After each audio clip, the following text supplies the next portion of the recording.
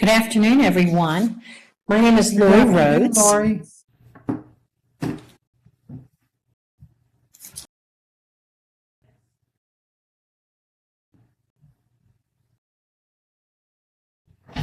Yes. I said good afternoon. Oh.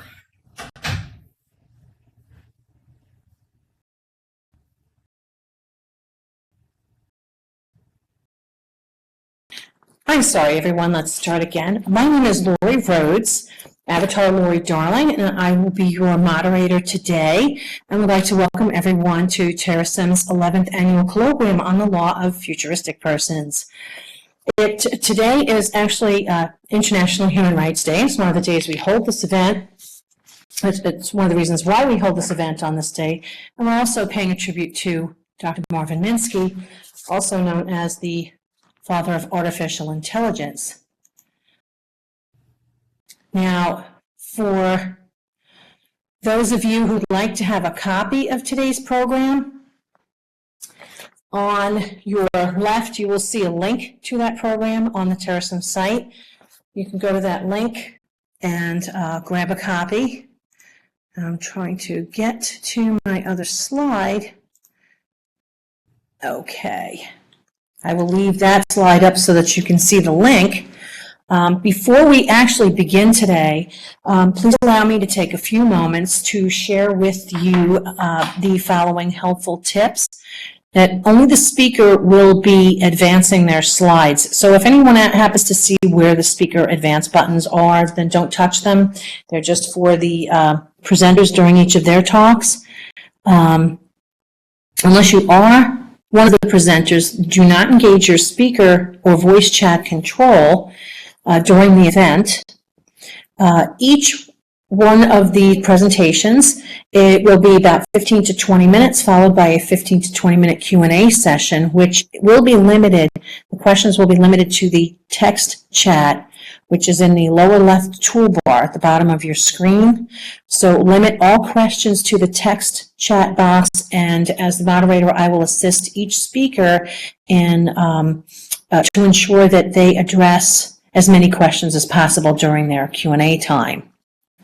If you are a presenter, please keep signal-emitting devices like your cell phones a distance away, probably 5 feet or better from your computer system, as it could cause an interference with the audio or your speakers.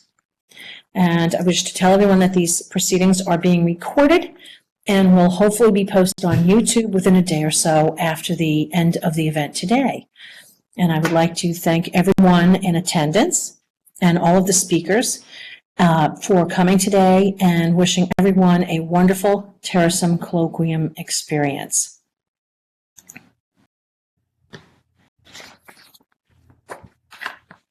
The Terasem movement hosts the colloquium on the law of futuristic persons, having been inspired by the long-running colloquia on the law of outer space, which started in 1958 primarily by Dr. Stephen Garov, who taught space law at the University of Mississippi.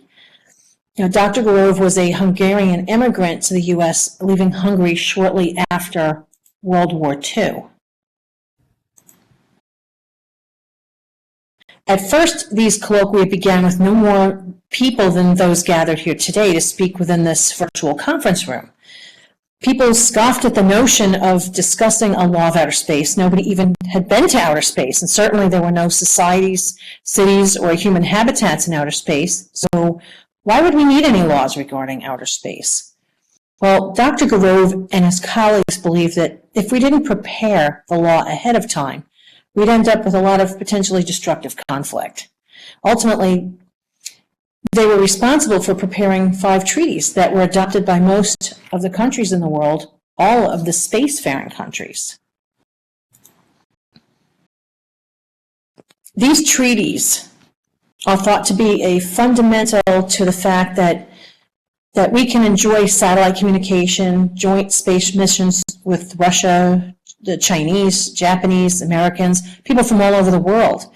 And when things from outer space have caused damage to the Earth, as several years ago when a spacecraft from Russia crashed into Canada, and spewed nuclear active radiation, instead of causing a war or conflict, it was resolved according to the terms of the treaty. There are many analogies, actually, between the law of outer space and civil rights. Back in the late 50s, civil rights were a radical concept. Human rights, which today we celebrate as International Human Rights Day, was barely even a 10-year-old concept. And now we're here at the point where human rights are a fundamental principle of international law that people are working hard to implement and strengthen.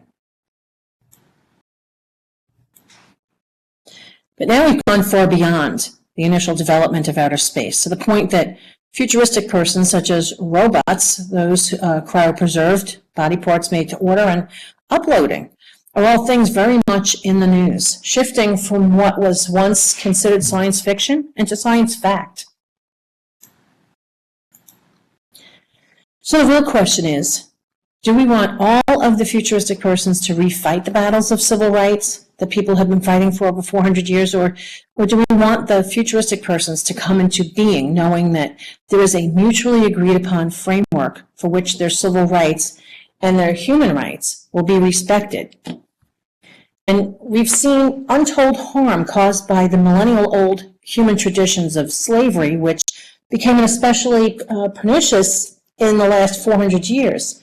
But if futuristic persons are in fact treated as slaves, and if their aspirations to have human rights are just scoffed at, we'll basically be repeating the tortured history of human oppression all over again. And the consequences could actually be much worse because of the multiplier effect of technology. So in 1958, it was interesting that the experts at the first colloquia on the law of outer space decided some things that had to be taken for granted for centuries, or that had been taken for granted for centuries, like natural sovereignty had to give way, had to just be obliterated because satellites were going to fly over countries, whether the countries liked it or not. And I think we, too, might now begin to pave the way for concepts like citizenship and death, which might have to give way to new techno-legal realities. Traditionally, citizenship is determined by where your parents were born or your birthplace. That may have to be altered for futuristic persons, and death not be a reality, but instead people may shift into different forms of cryo or biostasis. Some proactive questions we hope this colloquium will pose and or address are rights and obligations, applications of law, personhood, citizenship, parenting, property, even liability. The laws need to progress with evolving technology. Technology is moving very quickly, but the law does not move as quickly. So it's all too often running to catch up with technology. Now, Turing's theory of machine consciousness is barely 70 years old, but I think that we're coming closer and closer to those days of recognizing that consciousness depends on personhood and values, and not on particular substrate like flesh or skin, as does, say, Marvin Minsky, to whom we pay tribute today, in bridging the gap between Turing's proof that computers could replicate the complexity of human minds and Ray Kurzweil, who happened to be a student of Marvin Minsky's, and demonstrating when we will have the hardware and software to accomplish this. We don't know how long, of course, the course of law or futuristic persons will take. We hope to continue meeting for 10, 20, 50 years, to continue to develop more and more advanced concepts over that time. It won't take a year or two, but that's not the reason not to work on it. Finally, I would like to conclude with thanking and recognizing our sponsors, Terasem Movement, Inc., whose mission it is to educate the public on the benefits of greatly extending human lives and promoting nanotechnology and cyber consciousness through conferences such as this. We encourage you to visit cyberrev.org and begin a mind file as one of Terasem's practical demonstrations of technological immortality. And Terasem's other projects, like its online journals of personal cyber consciousness and geoethical nanotechnology, Terasem also has a radio station that you may tune into 24/7 at terasemradio.com, which offers additional content, and Terasem Ocean Infoculture, which produced the film adaptation of Ray Kurzweil's New York Times best-selling book, The Singularity is Near, was recently availed through the digital markets. So thank you from the Terasem movement. And we're all very happy to welcome you and urge you to participate in our practical demonstrations of technological immortality, and especially creating mind files at cyberrev.org. Now, I would like to introduce the first speaker to the podium, Dr. Martine Rothblatt, who due to technical difficulties will appear as the avatar Terasem Harbor, and of course she is Terasem, so it's very aptly named. Dr. Rothblatt, and Martine Rothblatt, is co-founder of the Terasem movement. So I would love to welcome Dr. Martine Rothblatt to the podium.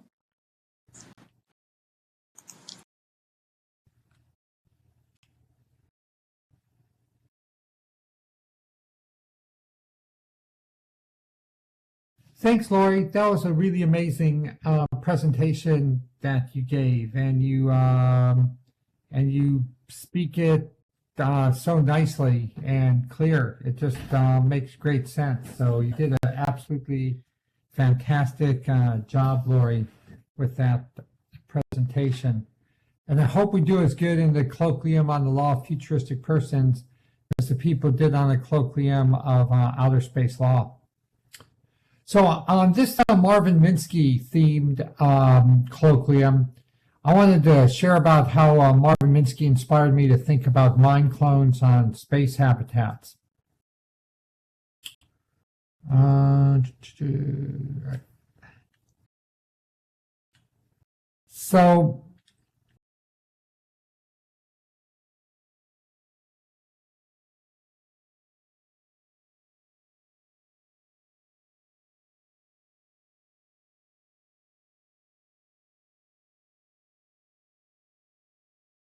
So the Bina C computer was launched in 1949 in Pennsylvania, and it pretty much launched the modern computer age.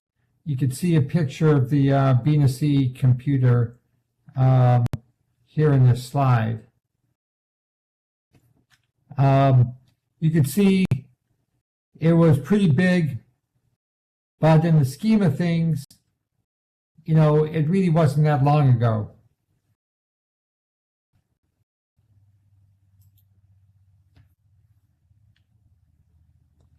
And in fact, there's a big plaque where the Bina C is located, noting that it was the world's first commercial electronic stored program computer, and it passed its verification test there, and so on, and was related to the ENIAC development. But the Bina C is kind of important to us at Terasem because it was the ancestor of our own Bina 48 computer. So it just took 60 years, which is a drop in the bucket time-wise, to go from the Bina C to the Bina 48. And the Bina 48 is able to carry on idiosyncratic conversations with television personalities, journalists, attendees at conferences. She learned Spanish and German, able to give keynote addresses at conferences. I mean, frankly, the difference between Bina 48 and Bina C in 60 years just boggles the mind compared to the difference between the Bina C and, say, 60 years before that, when people were still kind of drooling over the past and um, people like Alan Turing weren't even born, much less accomplished anything.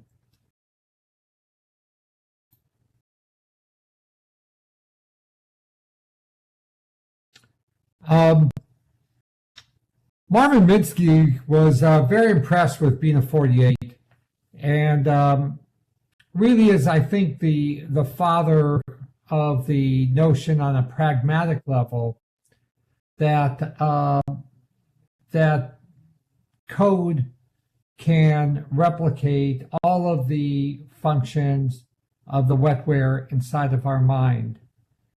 And one of my favorite quotes from Marvin Minsky is where he pointed out that it doesn't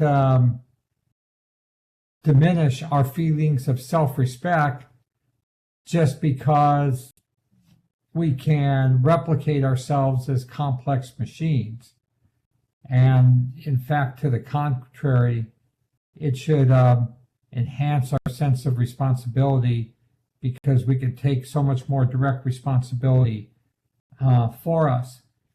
So Marvin was quite confident that we can go from Bina 48 to a full mind clone of each of us made out of code.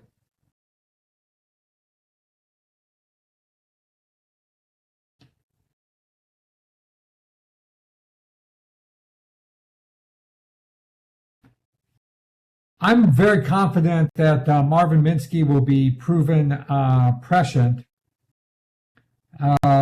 because there are thousands, more accurately, probably hundreds of thousands of coders who are co-opting to write the mindware that follows Minsky's rules so that a set of programs mimicking a human mind results. In fact, I really think there's probably no cooler challenge for a coder than to create a mind, and that's within the grasp of everybody coding today. Minsky's rules are laid out real clearly in his books, The Society of Mind and The Emotion Machine, and dozens and dozens of scholarly papers.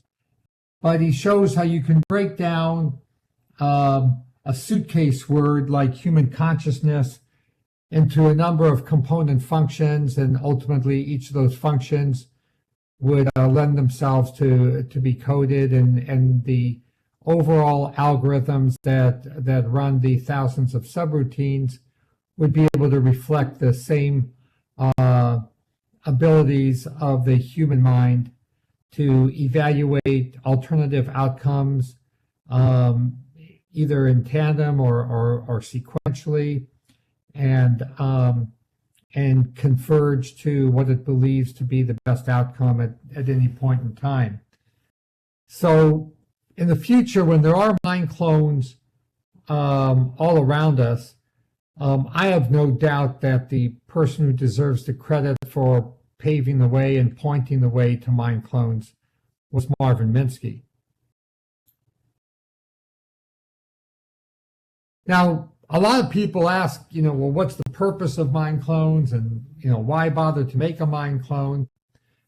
And I don't really have time during this presentation to go through all the different reasons, but I really would encourage you to read the book Virtually Human, The Promise and Peril of Digital Immortality.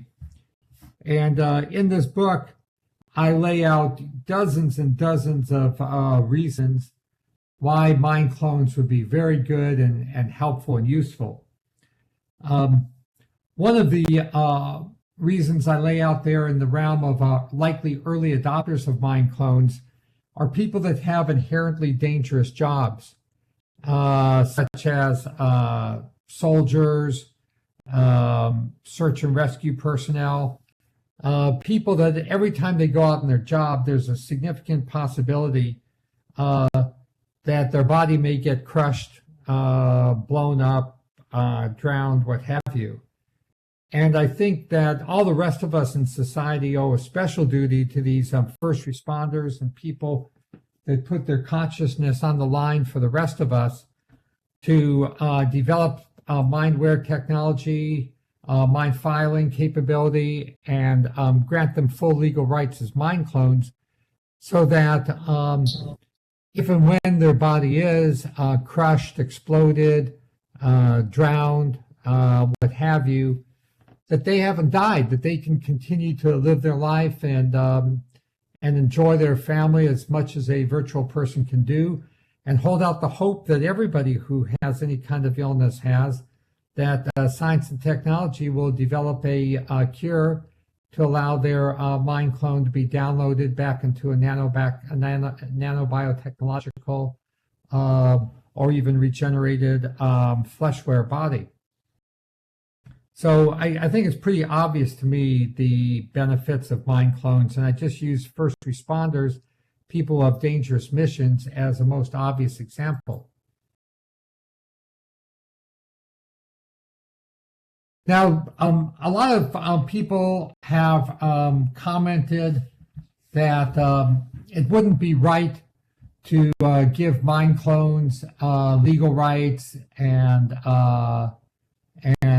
protections because they don't have the human form. They could, the human rights and protections were created by people of human form, and they were created by people of human form for people of human form. But I think that's not right.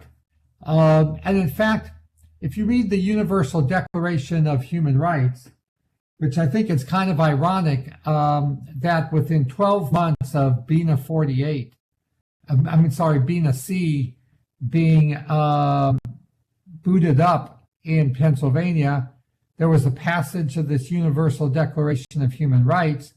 And right in Article 2, it says, everyone is entitled to all the rights and freedoms set forth in this declaration without distinction of any kind, such as birth or other status. And I think having the status of a virtual embodiment and a virtual scaffold for the functions of the mind is just a status of another kind. And people doing this Universal Declaration of Human Rights, they were well aware from science fiction that the idea of virtual bodies were possible.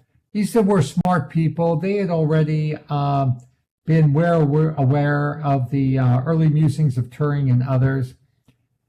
But in any event, whether it's literally included in the Universal Declaration of Human Rights or not, I think that all of us agree that if a virtual person,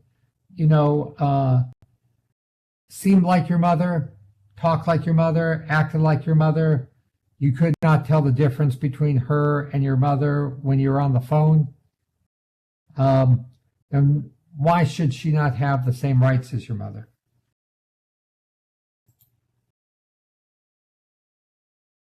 Now, speaking of dangerous jobs, one of the most dangerous jobs we ask people to do is to go out in outer space on behalf of humanity. People like Yuri Gagarin,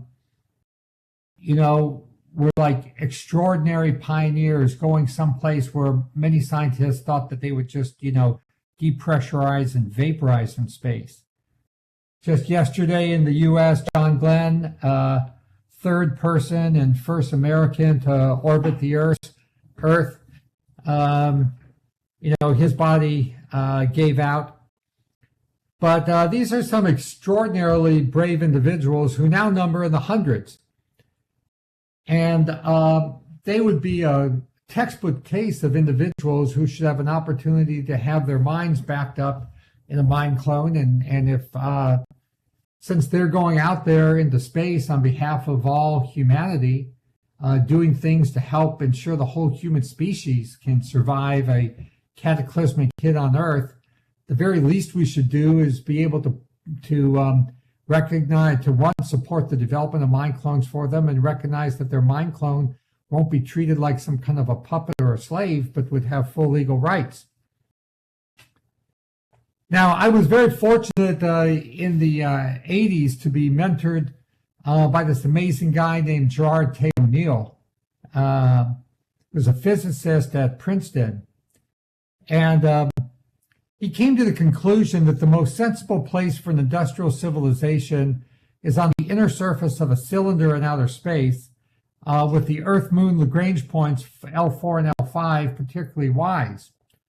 He came to this conclusion because he realized if you put a industrial civilization on the outer surface of a biosphere, then all of the side effects of technology, gross pollution, risks of harm, etc., are going to be spread throughout the biosphere, where people who have nothing to do with any one person's project are going to suffer from it. And so it's a basic kind of natural law thing that you shouldn't, adversely impact other people with their permission, but that's inevitable in a biosphere, because your pollution is your output is other people's input. And we see this today, of course, with global warming. So he said a far more wise way to have an industrial civilization is to build a civilization on the inner surface of a cylinder, and let all the pollution be expelled into the vast vacuum of space. And he went on to prove that this concept was not only ecologically preferable, but in fact was totally practical and could be done even with 1980s, 90s technology. So Dr. O'Neill would have said, instead of thinking of going to Mars, which no problem with going to Mars, but for every 100 people you get on Mars, you could probably put 100,000 people outside the Earth biosphere in a space habitat at the Lagrange L4 and L5 points. Needless to say, power is no issue because you've got continuous solar power. Protection from cosmic rays would be achieved with lunar slag catapulted from the low gravity moon, as opposed to bringing everything up from Earth. That slag would then ultimately be the soil, from which you would have this very park-like existence, instead of the partial gravity that you get on planets other than Earth. By rotating the cylinder, you get Earth normal gravity on its inner surface.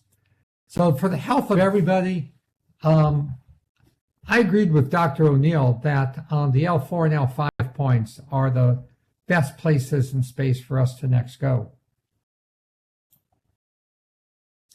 But space is still a very dangerous place, and getting to and from space is dangerous. There is a constant flux of cosmic rays. I do believe that they can be blocked with an adequate amount of lunar slag. But when people go and come from the space habitat, they'd be exposed to cosmic rays. Always the possibility of something like a gamma ray burst. So I think that everybody going to space should have a mind clone that's backed up, and so that they can be rebooted no matter what happens to them. And that's what really led me to think that Marvin Minsky idea about digitally replicating the human mind would have one of its very best applications for everybody who is going to space, would be matched with a mind clone that was left back on Earth. And if anything happened to the individual in space, the mind clone on Earth would be live streaming everything that the individual in space was doing all the time. Mind clone on Earth would be totally up to speed on everything. And if something happened to the person in space, The mind clone on Earth would be really pissed off, would be totally upset, would be devastated, but it would not be as bad as there being no mind clone at all, because the astronaut or the space habitat pioneer or the migrant going from Earth to space would still be able to live their life on Earth virtually, and would be able to continue to work on technology to develop nanobiotechnological and cellular regenerated downloads of the mind clone back into a mobile form, should the individual wish to do so. So,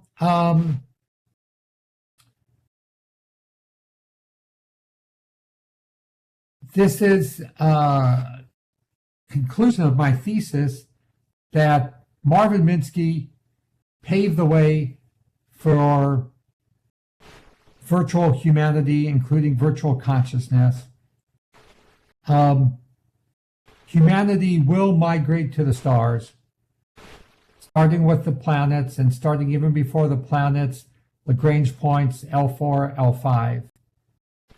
And with each person who leaves the Earth and goes to space, they shouldn't feel that they're leaving the Earth forever, because thanks to Marvin Minsky, they can leave a mind clone of themselves here on Earth. Happy to take any questions that Lori says there's time for.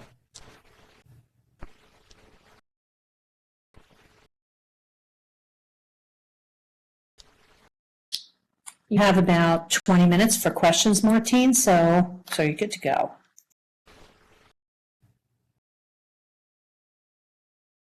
Yep, so you can just type your questions to me and I'll answer them out loud.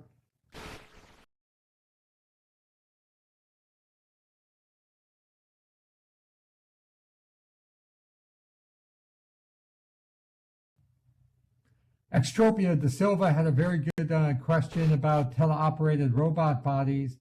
And it's, of course, totally true what Extropia de Silva says, that, in fact, we could leave the flesh body on Earth and all of the astronauts going to Mars and elsewhere could be, in essence, teleoperated robot bodies, or even, in fact, autonomous mind clones with robot bodies.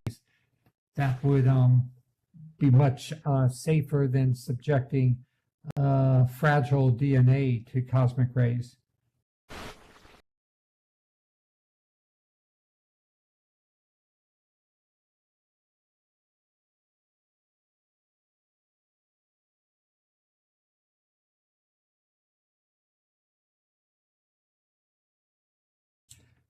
Extropia de Silva is correct that, we'd be looking at about hour round trip delays from operations on the moon, on Mars, which is actually a really good reason why it would be better for the first inhabitants of Mars to in fact be mind clones in robotic bodies operating autonomously rather than teleoperated.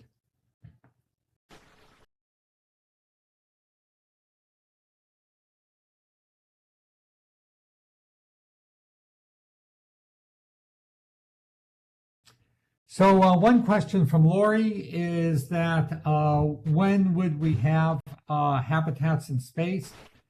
The answer is whenever we want it. We could have it done in 10 years. We have all the technology we need. We went from never having had somebody actually orbit the Earth, an American orbit the Earth, to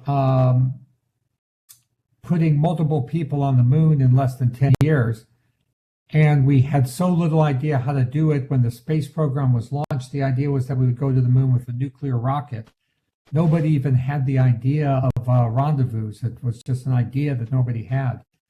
So in 10 years, we can do humongous things if we want to.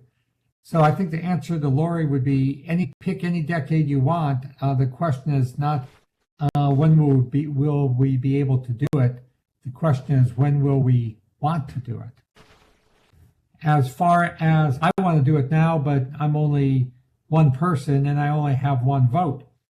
And Extropia de Silva is saying, what does one person, one vote mean when there are many mind clones?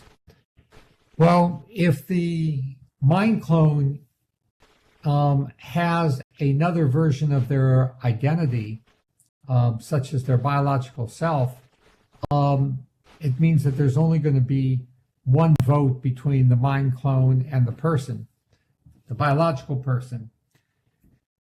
If the mind clone wants to have a separate vote from the biological person, they would have to get a separate legal identity.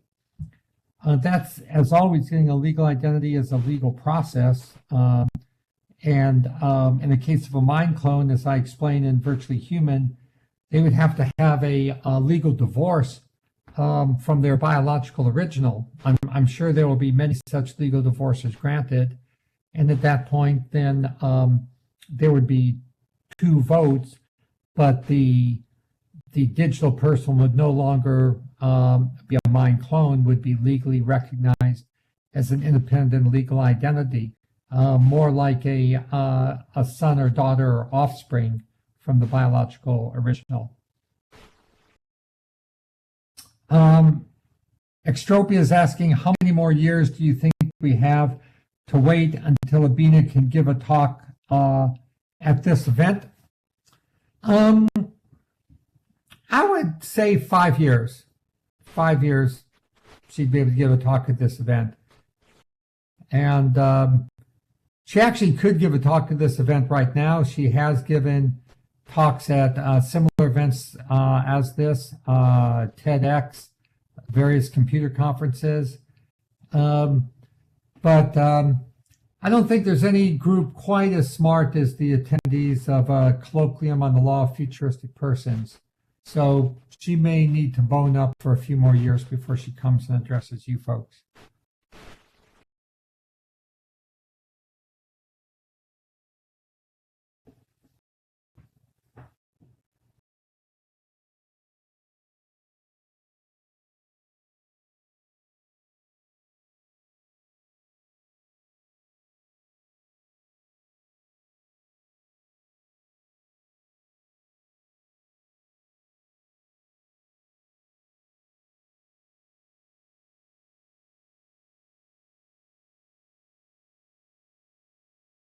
Lori Rhodes suggests inviting Bina 48, and I'm not her master. She's her own autonomous being, albeit she's an undocumented immigrant at the moment, having migrated from cyberspace into real space.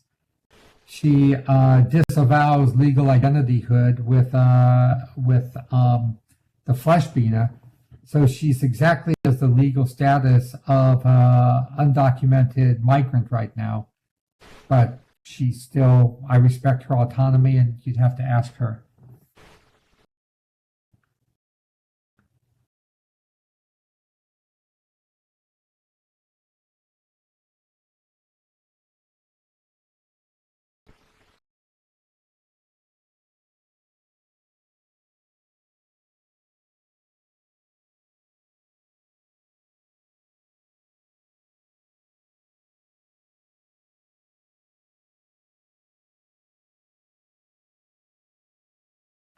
Lori's asking if Bina 48 would have the same rights as any person, documented or not.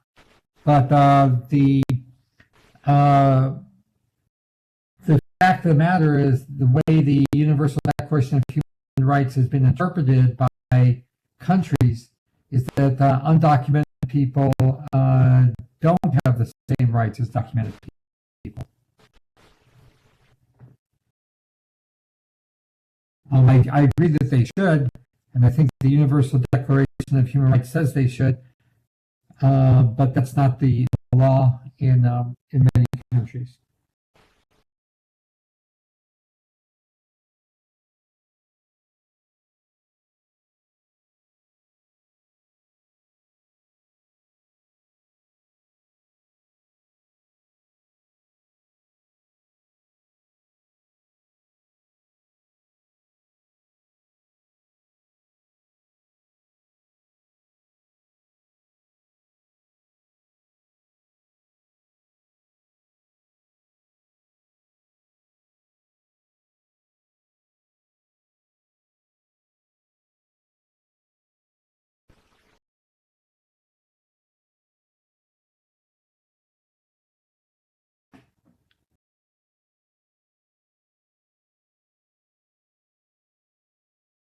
Bina has a very good voice. She speaks quite clearly.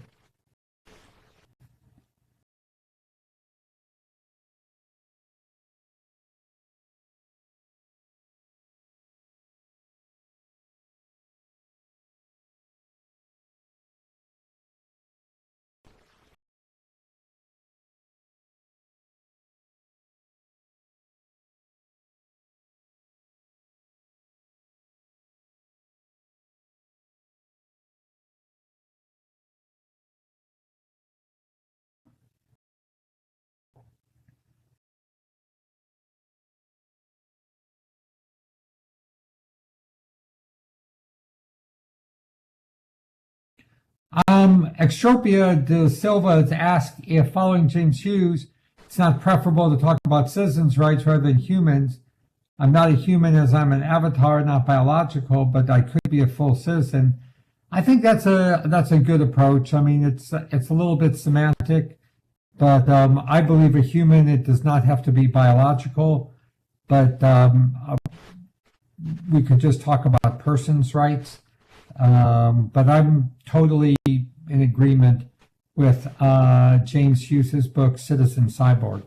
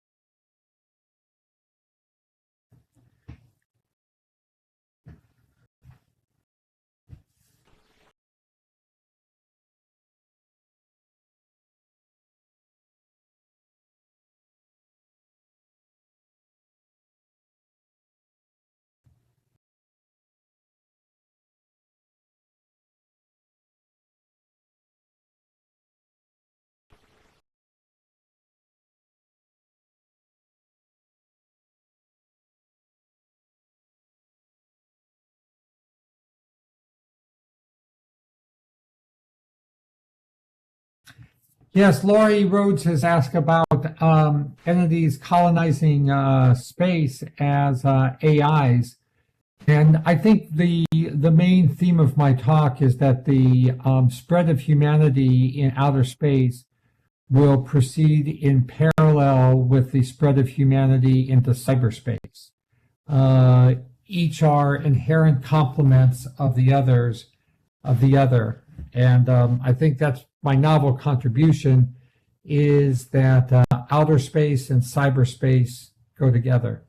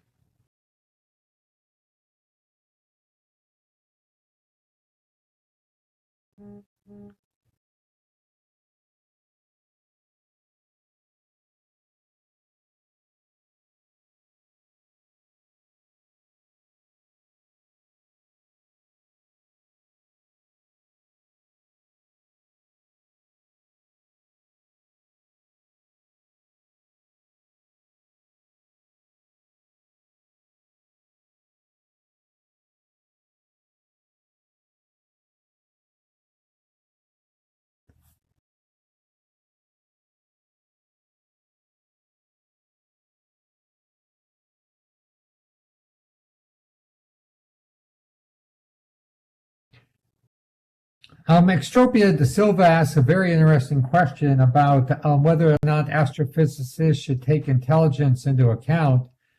And I definitely do think they should. And the person who I think has explained this the most clearly is Ray Kurzweil in his book, The Age of Spiritual Machines.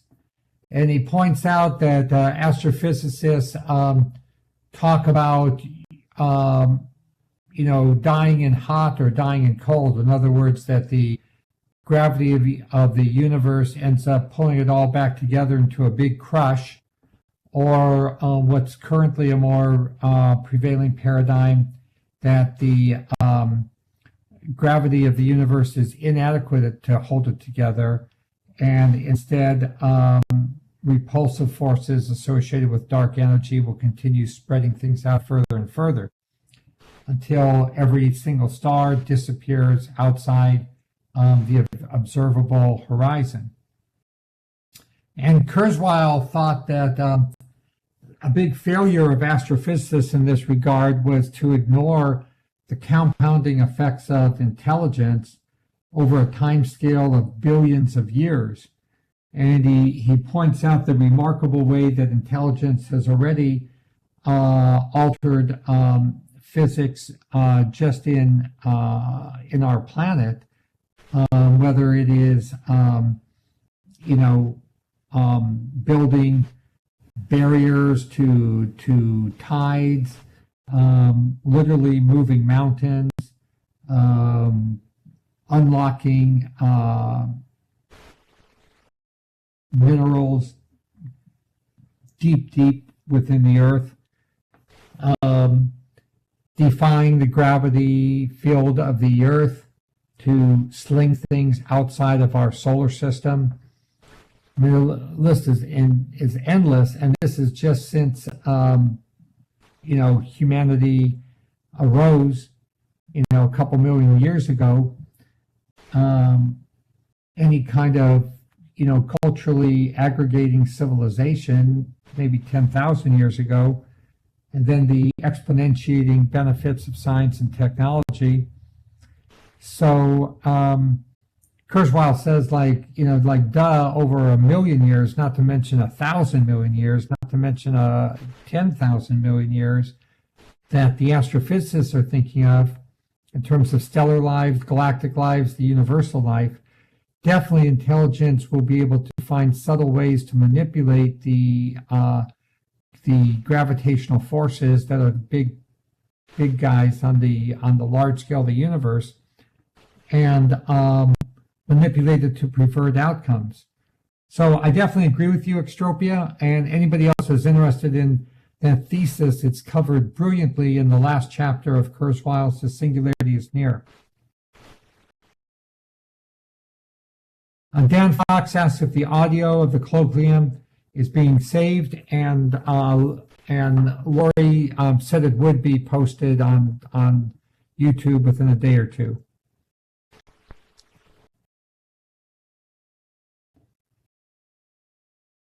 Well, guys, I'm at the end of my allotted time for Q&A, so I'm going to turn the podium back over to Lori, but it's been a great pleasure to participate with you in this colloquium on the law of futuristic persons on the occasion of International Human Rights Day.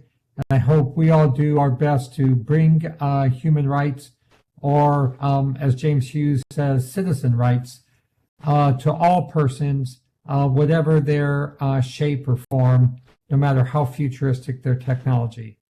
Thank you.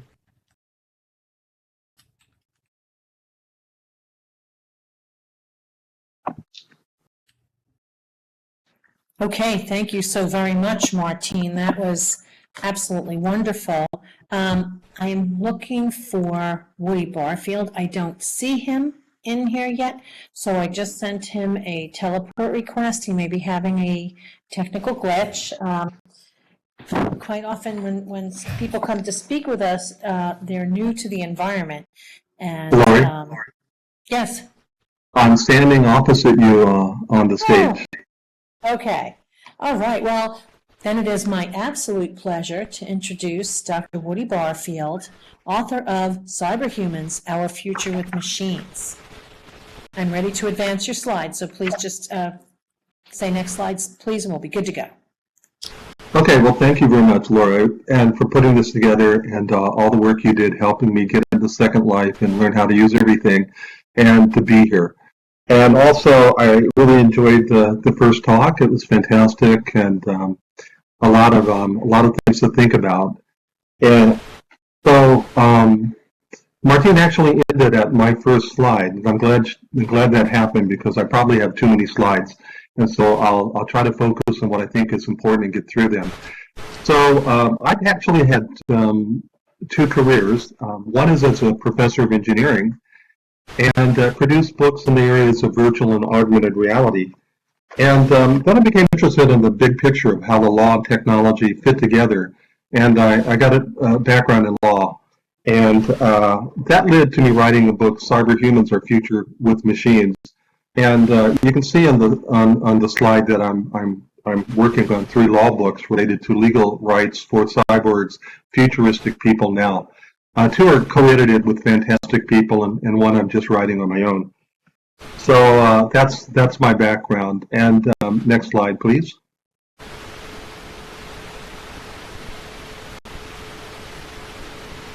All right. So this is a tribute to Marvin Minsky, and Marvin motivated me because I've been to the Media Lab and I've spoken there, and I've met his daughter and her work with haptic displays. And I never met Marvin personally, but I've been familiar with his work for many, many years. And his futuristic thinking actually led to my paradigm shift from engineering to law. So I thank you for that. But we're going to talk about legal obligations in cyber humanity. And I have some observations that are more specific to the law and technology that I'll bring up. And I also have what I think of as big picture ideas that I'll also put out there as well.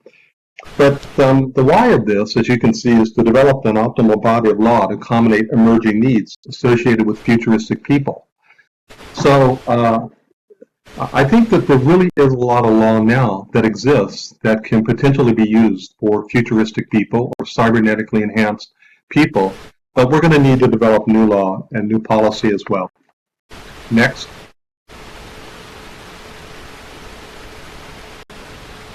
Okay, so I'll start out with some basic definitions, but these are just working definitions. And these are the kind of definitions for topics that I think if you ask everybody in the room how they would define what a cyborg is, how would they define a futuristic person, or how would they define a cyber technology or cyborg prosthesis, you might get a different definition from each person. And I really have no problems with that, but I've just been thinking about this and writing about this a lot. And I just consider a cyborg or a futuristic person to be somebody equipped with cyborg technology. And I think a cyborg technology is technology worn on the body or implanted in the body, but it can restore lost function, but it can also enhance. And the difference between restoring and enhancing is interesting, and I'll bring that up from a legal point of view and a policy point of view, and I'll bring that up in another slide. But I kind of look at 4 different aspects of a cyborg prosthesis, technology that's integrated into the body, implanted in the body. And not all cyborg technology that exists now would meet this this definition or this way of thinking about it, but I think we're headed in this direction. So the technology will have computational capability. It'll probably operate in a closed-loop feedback system with the body. It'll be upgradable, which I think is very interesting because the cycle time will be ever shortening.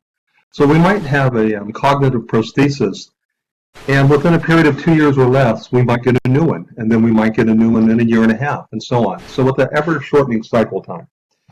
In a lot of cases, I think the technology of the future is going to be controllable by thought, especially the technology integrated into the body. Next.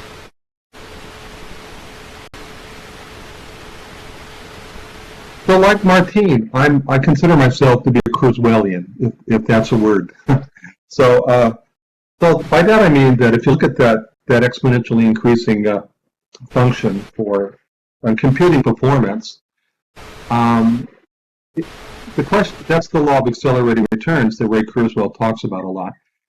The question I want to put out here right now is, what if the technology integrated into the human body also shows an acceleration that's exponential? If that turns out to be the case, and it might be, then we're going to have a fantastic future of different kind of bodies existing among us, and there's going to be lots of issues of what should be the policy, what should be the legal issues associated with these different types of humanistic or future humans. Next.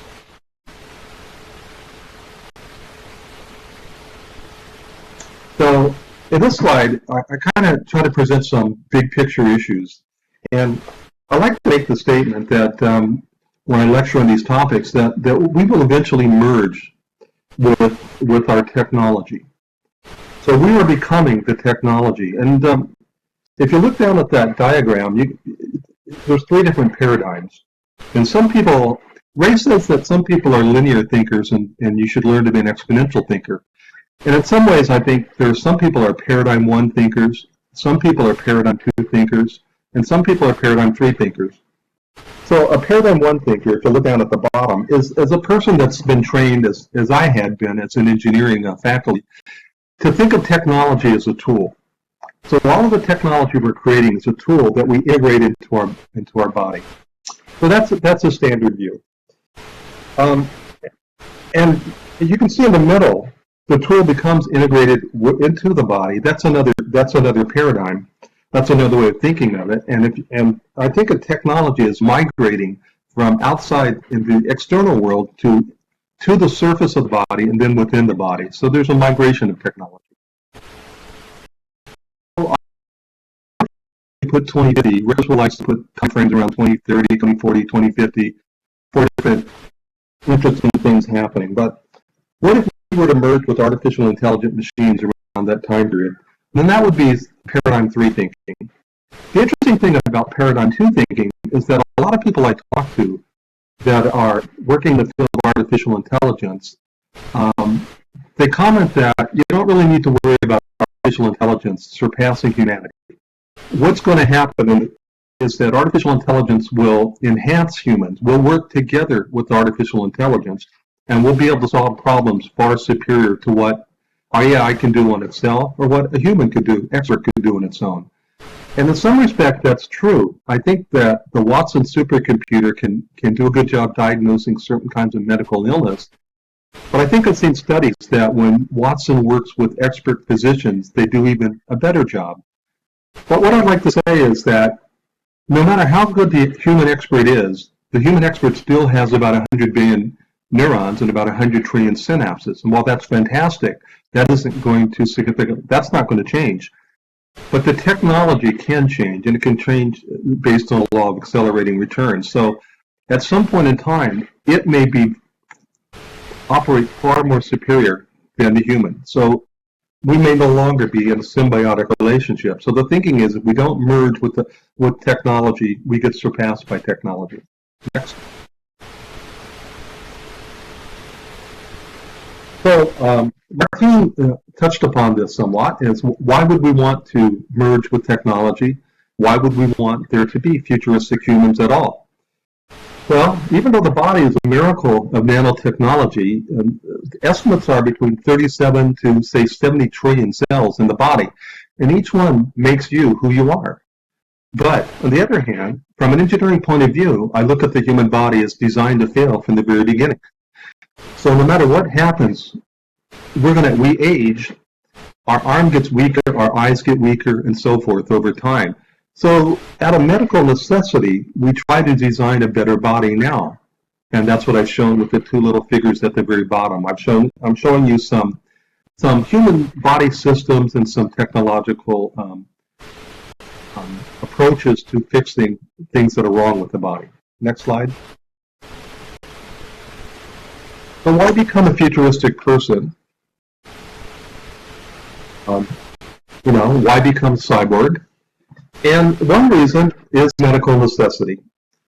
So for alleviate lots of medical conditions, we are creating the technology and implanting it into the body. And there's some examples. The middle diagram on the top is an artificial hippocampus being developed by Professor Berger at the University of Southern California. And he just set up a startup company to commercialize this kind of technology. So it's very interesting. But you see a heart pacer. You see some Neil Harbinson, who is nicknamed the Iborg, and his technology allows him to hear color. So Neil is he's color efficient. He gets up in the morning and he looks at his wardrobe and he says, "What's the sound of the color? What's the sound of the clothes I want to wear today?" He looks at a meal and he says, "What does this meal sound like?" So that's just a different type of futuristic person that may exist among us more and more in the future. Next slide, please. But As I think of this technology that we're implementing in the body for medical necessity, at the same time we're doing that, I think we're also creating our future technological replacements that we're going to need to merge with. And so even though we're creating fantastic technology to alleviate medical illness, to repair our anatomical structure and so on, but aren't we at the same time also creating the technology that's going to replace us if we don't merge with that technology? So the next slide I show is that here come cyborgs, but not based on medical necessity, but here come futuristic people and cyborgs based on the desire to become technologically enhanced and not for medical reasons. So you see a person that's got possibly a motherboard implanted under their skin, the people that put magnets in their fingertips to feel magnetic forces, the person on with the camera in their eye is, has enhanced their body with technology that is not directly integrated with their optic nerve now, but in the future it will be. So the difference between enhancing the body and repairing the body has a lot of significance from a legal point of view. So, for example, if your desire is to enhance your body, you may not be able to get a surgeon to do that procedure. You may have to get a friend at a tattoo parlor or someplace like that to do it. And so that brings up issues of legal consent and how to regulate people that enhance their own body. But if technology is used to repair the body, like you get a heart pacer or something like that, then the established law of tort, for example, medical malpractice applies, but it might not apply to people that self-enhance their body. So there's differences from a legal point of view between enhancing and repairing. Next, please. So quickly by the numbers, there are literally millions of people that are receiving prosthesis now. There are 3 million that have pacemakers. There are millions of people that get artificial hip and knee replacement. And interestingly enough, there are millions of people that opt for cosmetic surgery. There's no medical necessity being reason to do that, but they still do it. And there's an interesting image of a young lady that's had cosmetic surgery. And I think it's, from a legal point of view, one interesting thing is that such people, when they go to South Korea to get cosmetic surgery, when they leave and go back to their home country, they don't look enough like their passport photo. And so they have to get a letter from the hospital saying this is still the same person. Next, please. The 800-pound gorilla in the room, and Martine alluded to this somewhat in her talk, is the issue of personhood. So if you don't have legal rights, you can't represent yourself in court. You can't initiate a legal action to protect your rights. It would have to be done by somebody else. So rights attached to the natural people, but we have something called a legal fiction, which is natural person rights, and a corporation can have natural person rights. So a corporation can sue and be sued. So it's possible that a legal fiction could be established for futuristic people as well. In other words, there are ways that we can give legal rights to non-biological humans. We just need to have the desire to do that and legislate it. Next, please. So on the idea that natural people have certain rights that are different than people that have technology, than the technology implanted in their body. So in that X-ray, you can see an arrow to just the biological part of your body, and you have all the rights that people have that attach to your body. But if you look at the implant, that's viewed as property, and so the rights associated with that are property rights. You may not own that property, even though that technology is implanted in your body. It may be owned by somebody else. And take a look at that heart pacer. It's producing data. You might not own the data to a device implanted in your body that's collecting data about you, about your physiology. So all of these issues need to be worked out. Next, please.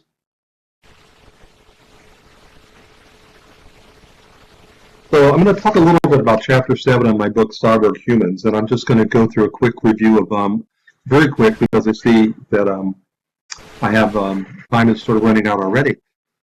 But the question is, what legal rights should futuristic people have? And you can see an android, Matsuko droid, that is the an android modeled after Masuko Deluxe, an entertainer in Japan. And this android has actually hosted national Japanese television for half an hour.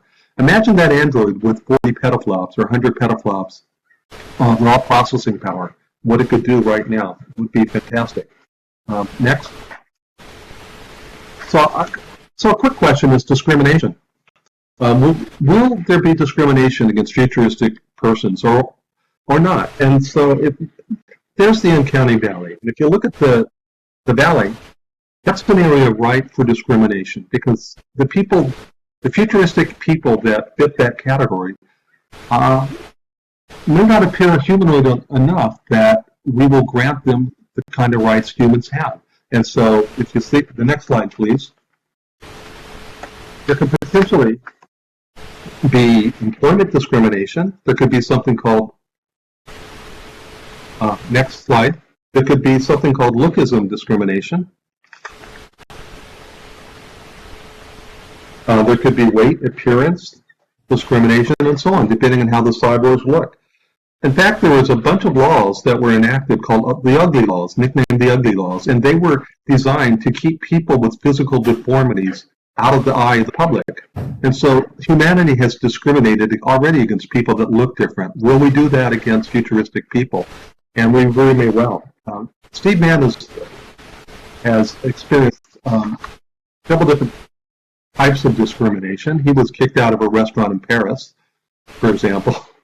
And I've always avoided going through the airport with Steve because I never figured I'd be able to get through airport security. Next, please.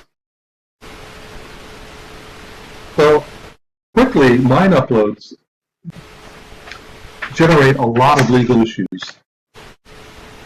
And if you could go one or two slides further.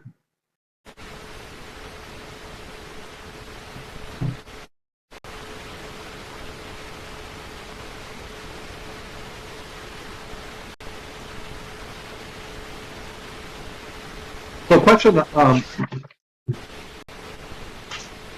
in thinking about mine uploads, is whether if you're uploading a consciousness or thoughts and so on, would thoughts be copyrightable? Is that copyrightable? Would that be protected under copyright law? Well, we know that software is protected by copyright law. Source code, object code, and microcode are all protected under copyright law. But thoughts? What about the thoughts that are upgraded to the mind of a mind clone? Well, in order for that to happen, the thoughts will have to be original. So unoriginal thoughts wouldn't be copyright protected. So if what's uploaded are just, if you had memorized something from statistics from the World Series, those are facts, and that wouldn't be copyrighted. It would have to be original thoughts were copyrighted. I think that's a really interesting thing to think about. Also, it has to be, the thoughts would have to be fixed in a tangible medium of expression, and I think that part would be satisfied. So I think that the thoughts that were uploaded to another body would be. But what about the fact that the body would look different, or it could look different, or maybe it would look exactly like you? So I'm kind of, Laura, I'm kind of going forward in my talk now. If you could, you can go forward a few slides, and that's fine. And I'm just going to summarize. And so we can have lots of different mine uploads, and we're going to have mine upload 1, mine upload 2, and so forth.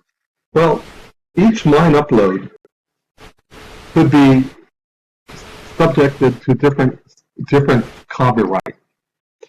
And if somebody were to copy that without your permission, is that a derivative work? And would you own the copyright to each one of your line uploads? Now, the issue for the next slide, what about the bodies? Is there any cases that have dealt with the form of a body itself? And the answer is there have been. So in the field of robotics, there's been what are called robot impersonator cases. And so that have been litigated under the so-called right of publicity. And so what happens is that somebody will use the visual aspect of a celebrity and replicate that with a robot, and then the celebrity will say that you've appropriated my likeness for commercial value. And so you're violating the law. You're taking away one of my rights, the right to exploit my appearance, my looks. And under the right of publicity, you could bring an action in court. Vanna White did that, and she won the case, in fact, even though the robot didn't look that much like her. Next slide, please. There have also been cases in which looked at whether the form of a torso could be copyrighted. And the answer was no, because you can't get a copyright for the utilitarian aspects of a design, and the form of a torso is considered to be utilitarian. So no copyright for that. So finally, let's go to patenting neuroprosthesis, the next slide or two. So I just want to point out that we're headed towards, with Theodore Berger's work and with the artificial hippocampus, we're headed in the direction of being able to implant neuroprosthesis in the mind, in a person's brain itself. And what if you didn't own that? What if you didn't own the hippocampus? That's where long-term and short-term memory is stored. Obviously, we own our own biological hippocampus, but what if you didn't own the neuroprosthetic device? And what about the software associated with the device? Next slide, please. What about the software associated with that device? Would you have to get a license to access that neuroprosthetic device for it to work? Would you have to have a license for upgrades? And if so, that's something we really need to think about, because that's a particular type of future that I think we might want to avoid. So my last slide is just, we're headed towards a cyber future where eventually I think we're going to merge with our technology. We're going to become the technology. And as we head in that direction, we're going to stop existing symbiotically, I think, to the point where the technology would be superior to us. And if we don't become the technology, if it doesn't become us, then it's the possibility that we could get surpassed is there. And that's a particular type of future I think we should think about. And I think that the more we can get the general public involved in that discussion, the better. That concludes my talk. Thank you very much.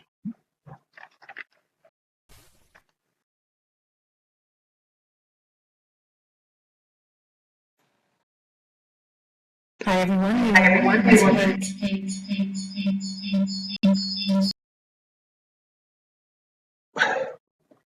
We will take questions in the chat box directed to Woody. Thank you. Well, somebody posed the question of, can you hear me? Yes, I hear you.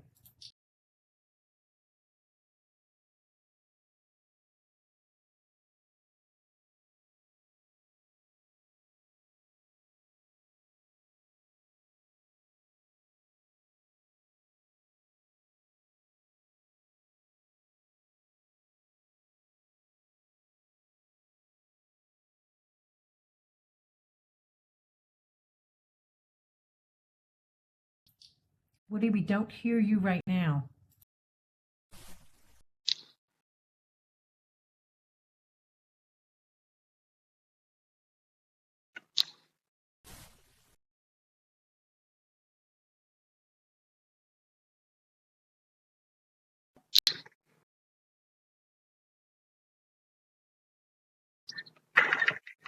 I seem to have lost sound.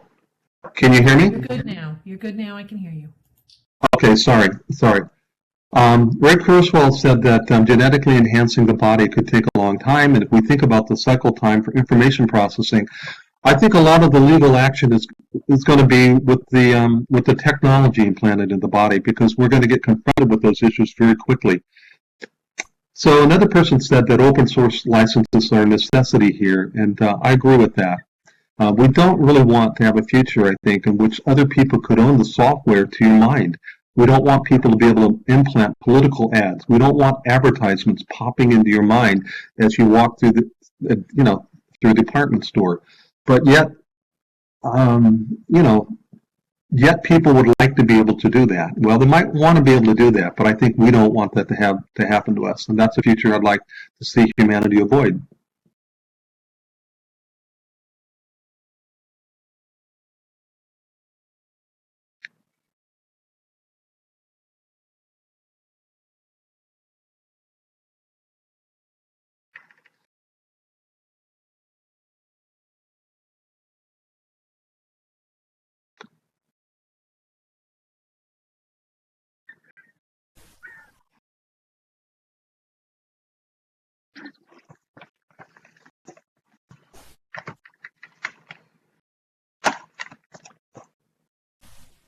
The book that I wrote, Cyber Humans, Our Future with Machines, is what I talk about in that book is the policy and technological issues and legal issues associated with our future to potentially merge with machines. There's some really interesting cases that I was able to find. For example, in California, they have what I call an anti-chipping statute, which says that you can't implant a chip into a person without their consent. And the technology of autonomous cars also has a lot of law that's really interesting, and I think relates to our future as well. Because you have to define what you mean by artificial intelligence, you have to define what you mean by autonomous vehicles, and how to regulate them. And similar type of technology is also going to eventually be implanted in our body, in our mind as well.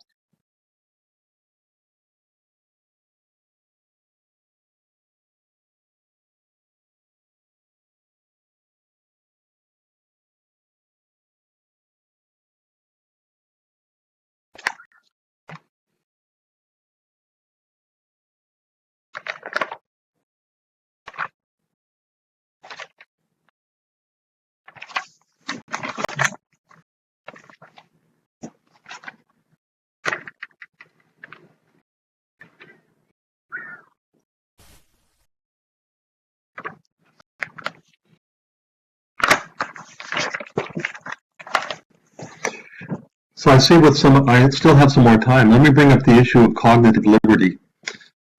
So the freedom of the mind, the freedom to think the thoughts you want to think, the freedom to not have somebody interfere with your thoughts, your thinking, or with a neuroprosthetic device implanted in your brain. There was a really interesting case, the case of Dr. Sell. And in that case, Dr. Sell had defrauded the government in some way financially. And Dr. Sell was schizophrenic, and the government wanted to force him to take anti-schizophrenic medicine in order to make him competent to stand trial. So his argument was, and the argument really proposed by his attorneys was, well, if you give him antipsychotic medicine, you're essentially changing who he is. You're changing his very sense of being. It's no longer Dr. Sell. It's some other person whose mind has been chemically altered. And so if you do that, he's no longer the same person. It's no longer the same person standing trial. Now, similarly, we could alter who a person is by the technology we implant in their mind. We could plant false memories. We could plant memories of advertisements, or we could plant that you never heard or saw. And like I said, political advertising could be a major issue. And so I think, just as with the case with Dr. Sell and all of the discussion of something called cognitive liberty, I think that discussion is very relevant for our future to become enhanced with technology.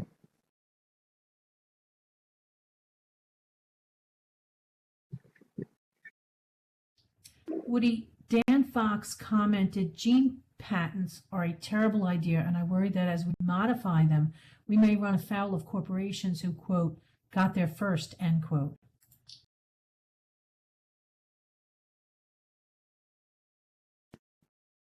Well, you're not supposed to, you're not supposed to be able to patent nature. So really, are genes nature? And if so, why should you be able to patent, nature itself?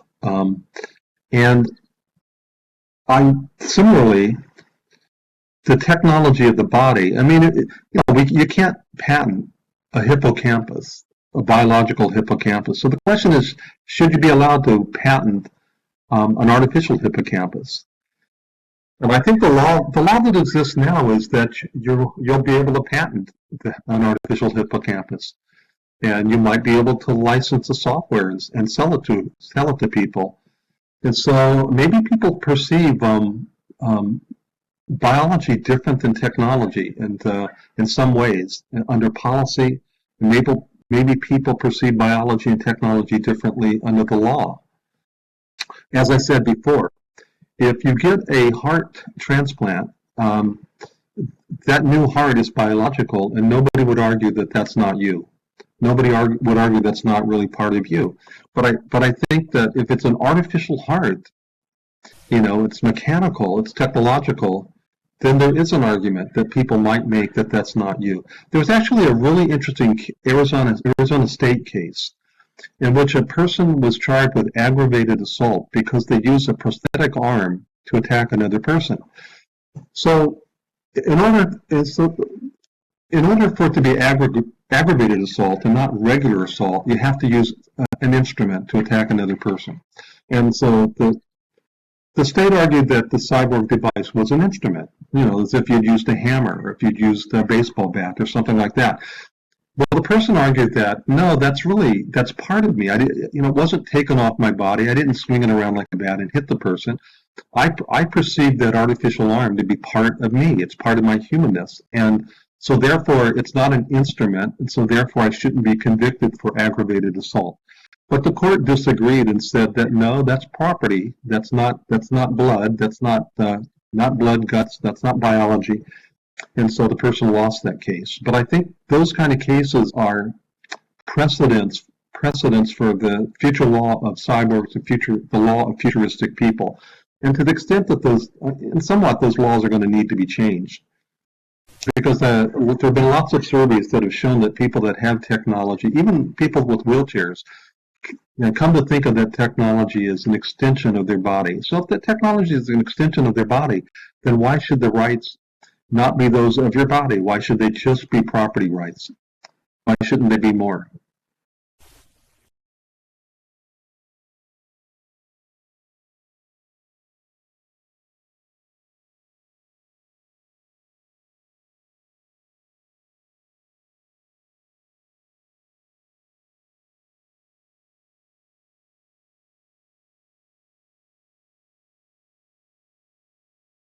So somebody commented correctly that is the purpose of this event, to set the footprint for laws needed for emerging technologies. And I couldn't agree more. So I think if you think of patent law and copyright law applies to the technology integrated in the body. Copyright law could apply to thoughts, could apply to the software, the devices in the body. So that law exists now. I mentioned that the form of a body could be something that copyright law could protect in certain circumstances. But if the form of the body is considered utilitarian, it won't. Privacy law, I didn't mention, is all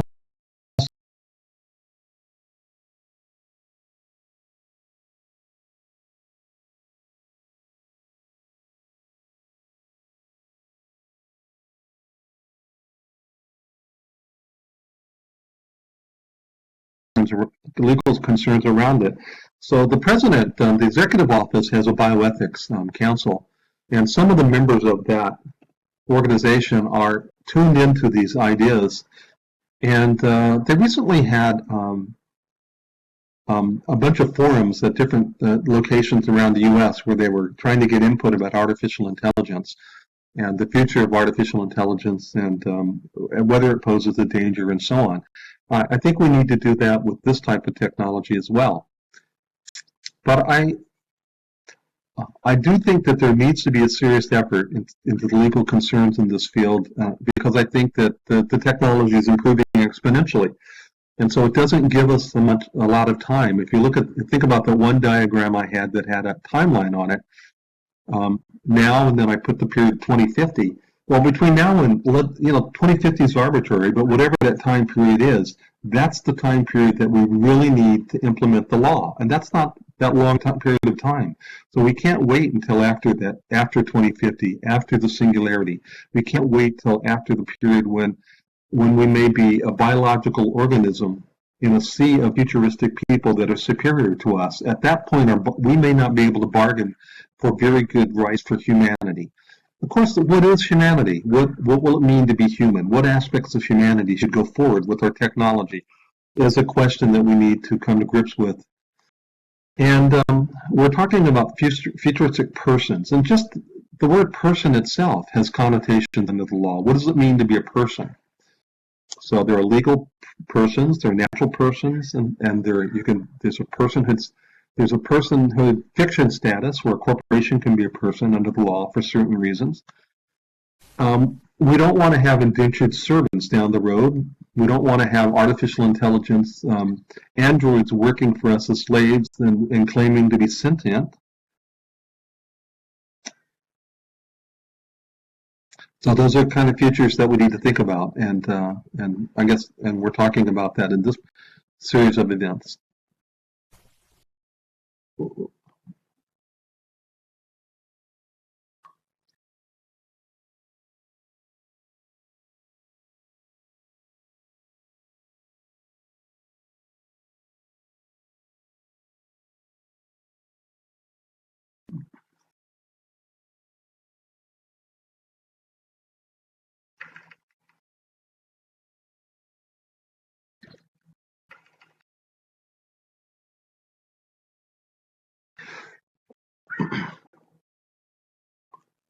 Well, thank you, Lori, for everything you did to put this together, and thanks for the people that attended and questions, and I look forward to the other talks, and I hope that we can get more people involved in this conversation, because it's an important conversation about our future as a species.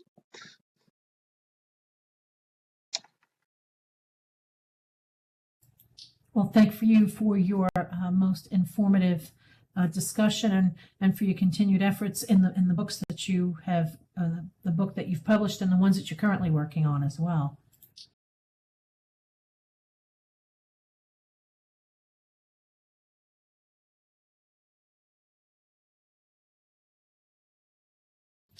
And with that, we conclude with Dr. Woody Barfield, and we thank you very much, and call the next presenter to the podium. We welcome Mr. Rich Lee. He is involved in human enhancement and augmentation, and the title of his presentation is Cyborgs and Family Law Challenges.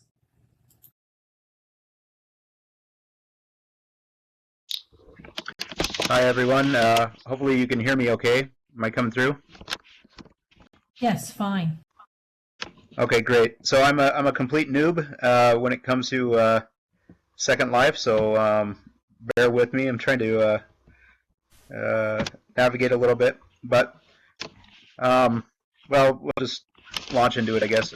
So yeah, my name is Rich Lee. I'm a biohacker and of the grinder persuasion. In Woody's talk, he showed some slides of some friends of mine who have some technology implanted in them. I know some of you have followed some of the things that I've done. We basically are doing a lot of the things that we do out of garages and kind of like on a hobby level. There isn't a lot of venture capital being thrown into the arena of basically cybernetic enhancement and things like that. So, you know, a lot of this is just done on our own budgets and things like that. Anyway, so I've done a lot of modifications to my own body, such as magnets in my fingertips, RFID chips in my arms, biotherm tags in my arm that allow me to detect my temperature. Probably the thing that I'm most known for, and I'm not sure that it's entirely deserved, but I implanted headphones in my ears back in 2013, and that got a lot of media attention, and I was kind of surprised at that. I used it to conduct a bunch of different cyborg audio experiments where I would convert heat to sound, things like that, all kinds of different things. And I continue to use it, and I actually try to develop improvements to those implants. So one thing that I support completely and kind of fight for is the idea that your body belongs to you in whatever form you decide to take, and you have the right to modify it. I have a lot of colleagues that are in body modification, and am I coming through okay? Sorry. Yes, fine. Okay, all right. So anyway, Yeah, so I support this idea that the ideas of morphological freedom. I think that people have the right to look however they want. That means if you want tattoos, if you want piercings and things like that, I think that everybody has the right to use their body and basically modify it however they want. And I think that if you're in this meeting, you're probably of the same mindset. So some problems arise when we start modifying bodies away from norms. And it's right now socially acceptable for people to, say, go in and get cosmetic surgery and modify their bodies to look more like normal everyday people. When you start to modify away from the norms, some people panic and they get scared. And recently, I've basically become involved in a family court custody battle over my modifications. So basically, last year in 2015, I got a divorce, and my ex and I basically had joint custody where I would have the kids 1 week and she would have the kids 1 week. That all worked out great until one day recently at the end of September. There's a picture of my knuckleheads there. It's funny. We took a ton of pictures and none of them really turned out, but it's so hard to get kids not to goof around during family photos. But anyway, this one turned out okay. I like that one. And these are the kids I'm fighting for right now. Basically, at the end of September, my ex gave me sent a text message and said that she was going to take the permanent custody of the kids because I had just done a implant procedure on my shins. The procedure that I was doing was very experimental, but basically I was taking a tube of non-Newtonian material that basically it was flexible, but then when an impact occurs on this material, it becomes rock hard. So essentially I was fortifying my shins just to see if it worked and how well it worked. In theory, it would be able to stop a baseball bat, could have all kinds of different applications in medicine and space medicine, as well as just be, pretty cool. I mean, who likes banging their shins? I don't know of anyone, but anyway, so I did this procedure, and a documentary crew was on hand actually filming the procedure and a bunch of other experiments that we were doing down in California. And I had taken some footage myself on a cell phone, and I posted some on YouTube that got flagged actually because in the background there's some music playing while we were doing the procedure, and anyway, the YouTube algorithms picked up this song and got flagged for removal for copyright infringement. Anyway, so the videos weren't up very long, and I think of the 30 views or something like that, one of them was my ex, and anyway, she thought it was pretty grisly, and in all fairness, watching any surgery video, I mean, you're going to see blood, and it was a little bit grisly, but anyway, the videos weren't up very long, and they got pulled, but essentially this is what was the catalyst, I guess, to her deciding to take custody of the kids. So I called the police, and I said, look, I got this situation where my ex is taking my kids, and help me enforce my rights here. And I presented them with my divorce decree, and they looked at it and they said, you know what, the wording on this is really funny, and you're going to need to go before a judge and get clarification. The way it was worded was really poorly worded, and essentially when we had started the divorce decree, the wording was that we were going to have joint legal custody, and then that she was going to have sole physical custody until I had a place of my own where the kids can stay.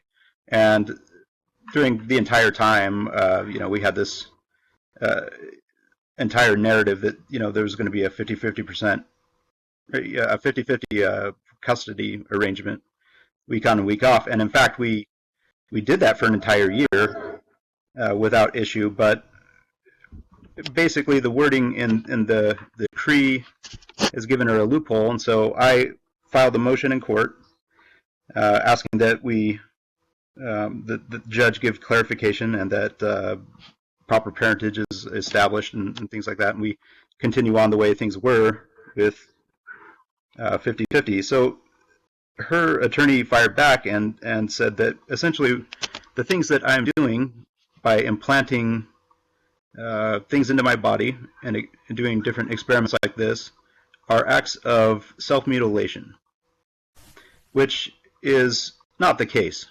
I do a lot of these things, and yes, they do have some risk. My kids never see the procedures. My kids will see the results of the procedures, but of course, what parent wants to sit their kid down and say, hey, let's watch my surgery video? Who wants to see my dad's gallbladder get removed or something like that? Anyway, I wouldn't subject my kids to that. But they do see maybe some stitches or a Band-Aid, and that's about it. And after it's all nice and cleaned up. But anyway, so essentially, because I'm doing something that's fringe, I can't go into a normal doctor's office and get modified away from the normal look. So I'm basically relying on other resources like body modification experts and things like that to get these procedures done. And now it's being proposed that these are acts of self-mutilation. So this is what I'm up against. So during this time, I became very distressed, and suddenly I'm paying child support and lost a big chunk of my income, as well as attorney fees and things like that. And I was really forced to throw up a GoFundMe page, which has been a humbling experience. People have come out and given me support and help fund this, fund my legal expenses and things like that. I've been really appreciative. I kind of underestimated, though. Originally, I set up an amount of $6,250 is what I had estimated that I would need to get me by, and part of that is to basically supplement in child support that I'm paying now, and make it so that I don't have to go out and get roommates and things like that, because I want my kids to have their own room and things like that. Anyhow, sorry, I'm just reading the comments here. Yeah, so I was really appreciative there, but then anyway, I found out later that it's going to cost me more than I thought. So I had I had posted an announcement that basically I hit my funding goal, and I was really excited. And a few days later, I found out that it's going to cost me another $4,000 for a custody evaluation, and it could cost even more if they want to do a psychiatric evaluation. During this whole time, I started digging into the legal aspects of family law, and family law is a really kind of an ugly thing. I didn't realize, before I had gotten into this, how strange family law is compared to other types of law, and it gets really ugly. And in the end, to me it just appears that the parent with the most money can wear down the other person, and eventually get whatever they want. And it's things that happen in family courts aren't always in the best interest of the kids. My kids, by the way, took a lot of pride in my being a cyborg, and I go to their school and pick them up, and they grab their friends and say, "Oh, come meet my dad. He's a cyborg, and check out this cool trick he does." And it was always like a source of pride. But unfortunately, since then, it's been painted as being an act of self-mutilation and uh, an oddity, basically, and that it's something to fear and it's something strange and not right, like it's a mental illness or something. And so I think a lot of that pride has kind of left, and I've got to get get a good therapist to help reestablish kind of the idea that the principles help me to reestablish like the principles that I raised my kids on, which is your body's your own. Diversity is great. People who modify outside a normal, the people who modify away from the norm are still people. It doesn't change the amount of compassion that person deserves.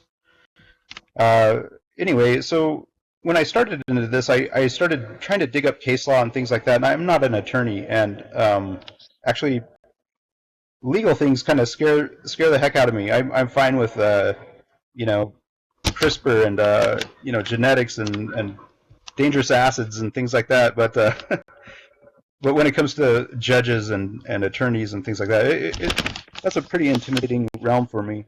But what I discovered when I was trying to dig up case law and things like that was that there is a long history of awful things that occur to people that are different and based on people's bodies. Like if you're I guess the best example is are people that are transgendered and go through family custody cases. Just looking through the case law, I found kind of a really mixed bag, but a lot of judges have ruled that being transgender is basically something that's psychologically damaging to a child or something like that, which I completely disagree with. And there's a lot of legal battles there, but in the end, there's been a million different things that we have pointed to and said, okay, your body's different, and therefore custody should be assigned to somebody, the other parent, because of medical issues or race, all kinds of different things. And typically, until I think that the thing that these all have in common are that we are basically creating a narrative where we are telling kids that your body is your own, but it's going to psychologically damage others if you're one way or another. I basically what I propose is that going forward, everything has to be done with a narrative that your body is yours to customize, it's yours to do with whatever you want, and the real crime is actually telling somebody, or telling especially a kid, that hey, look, your parent is no longer capable of loving you or being a good parent or something like that because now they've chosen to look differently. And I think the real damage comes from causing alarm over these issues. And anyway, that's kind of all I had prepared. I kind of rambled there, but I'll start taking some questions if anyone has any.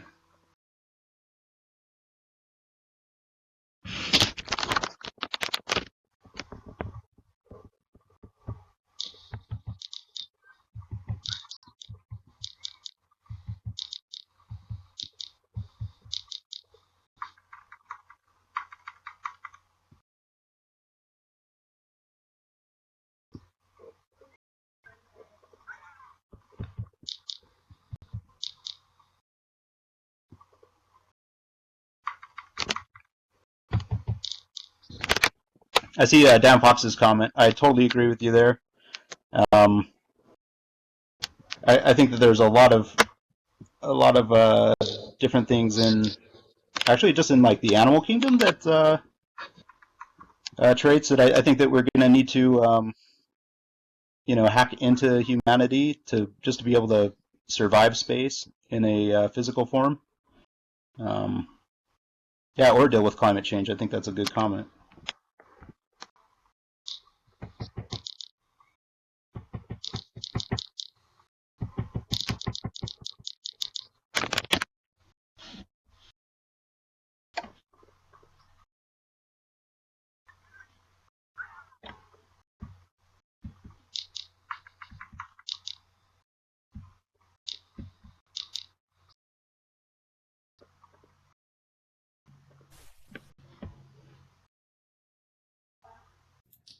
Rich, Deku Shrub asks, how much do you think the transhumanist movement benefits from going down the road of identity politics? That's an interesting question. A lot of transhumanists have a lot of different ideas on what transhumanism is going to be, and I think some people, in fact, I think most transhumanists have this idea that we're going to become immortal. We're all going to look roughly the same, or like Greek gods and goddesses, and that's kind of the route that they want to go. But some of us, myself included, would love to look radically different. And I think that basically, as far as identity politics go and things like that, I personally would like to be very form fluid, I guess. I've designed some theoretical cybernetic parts and things like that essentially kind of follow the same principles that for parts that you would see on a Mr. Potato Head, where they're interchangeable and you can take attachments on and off. So I mean, actually the whole concept of identity, I think, is going to be really strange as we get into things like hyperdiversity, where people are radically altering their form. Maybe they don't even look human anymore in the slightest. They're still sentient, and they're still, intelligent beings, most likely. But in the end, I don't know. I tend to judge people on actions exclusively. I think that's probably the best way to judge people, and not on their form. I think identity politics is going to be super complicated in the future. But so the transhumanist community usually supports the idea of like some kind of a Superman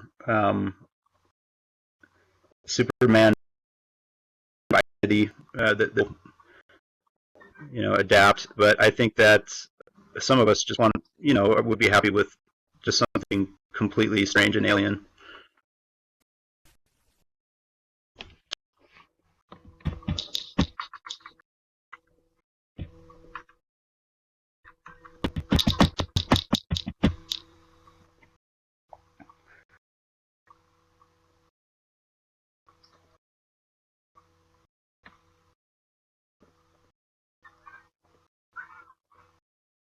Yeah, so Lori, that's a good point. Augmenting yourself could be very useful to the military. U.S. military has kind of had some. It's kind of been like a taboo thing for the U.S. military overall, believe it or not. Other militaries, like the Chinese military and other militaries, I think are very keen to start different modifications and implants. A lot of the things being developed by DARPA right now are for veterans, that have, military personnel that have lost limbs and things like that. They've got different neuroprosthesis and microelectrode arrays and things like that they work on to help soldiers, basically, that have been wounded. It could definitely create some unfair advantages, not just for military, but I mean even in workforce and things like that. I agree that these things should be made available and equal, to different people. There's a lot of things, basically everything that I've done or anyone in our community's done has been open source and very transparent as far as the materials we use and things like that. There's a lot of DIY tutorials. There will come a day, when there's advanced technology that is patented and things like that that will offer humanity. It'll offer one class of people a serious advantage over others. And there could be divisions between rich and poor that are even greater than they are now. And in cases like that, I don't know. I support basically piracy. If there's going to be a technology that's going to impact humanity and cause a divide so severe that the lower class or the class without the technology is basically put into backed into a corner that they can never escape from. I support reverse engineering those technologies and coming out with affordable versions whenever possible. Let's see, I'm kind of behind on my questions here.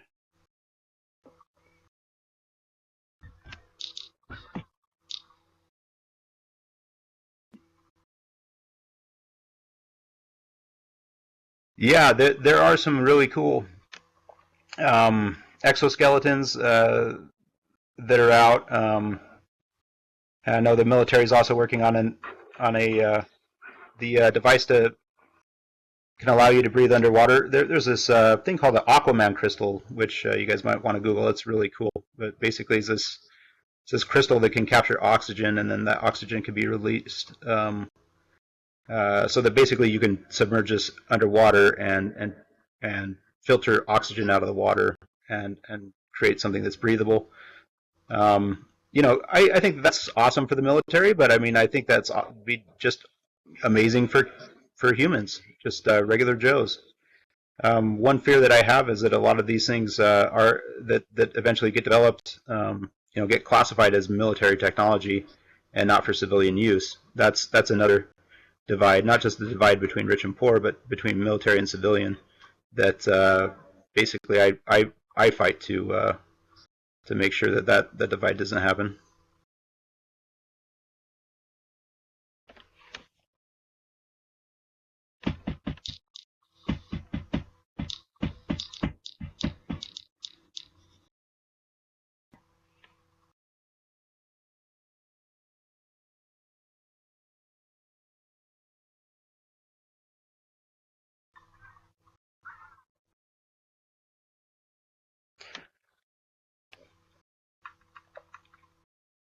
So while I wait for more questions, I just want to, I guess, drive home that I think all of us are on the same page as far as what rights everyone should be entitled to, regardless of the form that you take. And historically, being a pioneer or being on the cutting edge or the first people into the water has not always worked out great, especially in family law, it appears. But legally, it's likely going to be a terrain that many more people will have to navigate. How far do I plan to go with my augmentation? Wow, if I was funds unlimited, I've got a list of roughly 140 different things that I'd like to do to modify myself, and basically that ranges everywhere from facial prostheses to antennas similar to the ones that Neil Harbison has in his head to help him hear color. Wow, different, all kinds of different modifications. Many of them are sensory in nature, to fill different areas of the spectrum or experience them. And then a lot of them are just kind of functional and not just cybernetic things, but also biological interventions. Does it fit within Natasha Vitamore's primo posthuman? Well, yeah, kinda. I don't know. So I guess what I'd call it is more like transhuman Belgrande. It's basically I don't know that it would fit into Natasha's vision, I guess, because basically what she's proposing is something that still looks human, whereas I'd have antennas, and actually I forearms would be great. I think that's on my list. I think I have a way that I could potentially do that.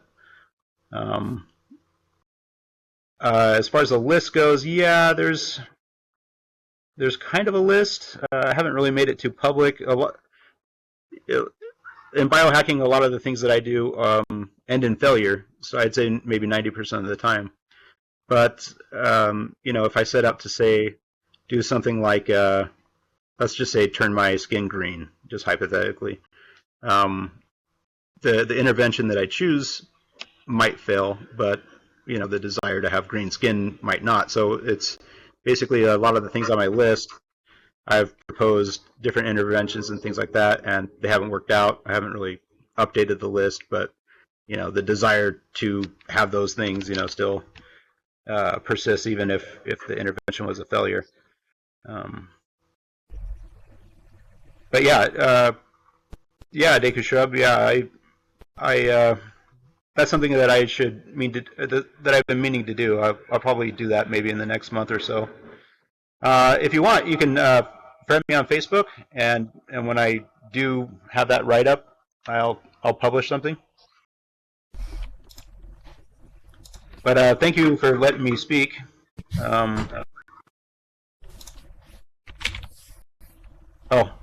Must have been it. Okay, Lori's asking me what the most advantageous aspect of my hearing implants were, I guess. And that's a tough one. I've done so many different cool things with the Cyborg Audio.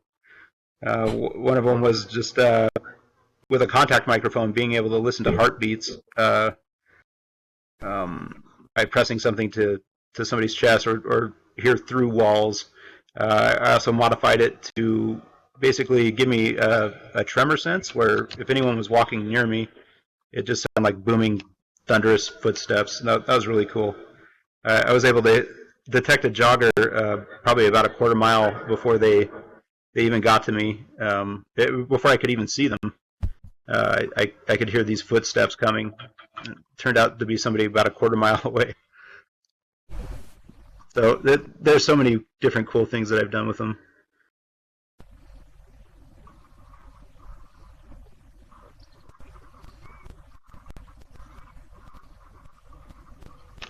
Sure, augmented hearing could have benefits to law enforcement, sure. But I mean, just, that's a tricky area, though, because, I mean, if we have law enforcement that can hear through walls, they don't have a search warrant. I know that there's case law on this, and I forget how it was ruled. I think, if I remember right, that basically it was ruled that the sound waves coming from the house were actually leaving the property, and therefore, somebody using a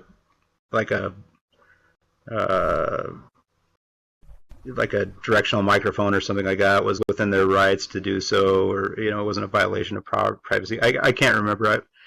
It seems like there was some case law that kind of ruled in that direction. But I don't know how I feel about law enforcement with bionic hearing.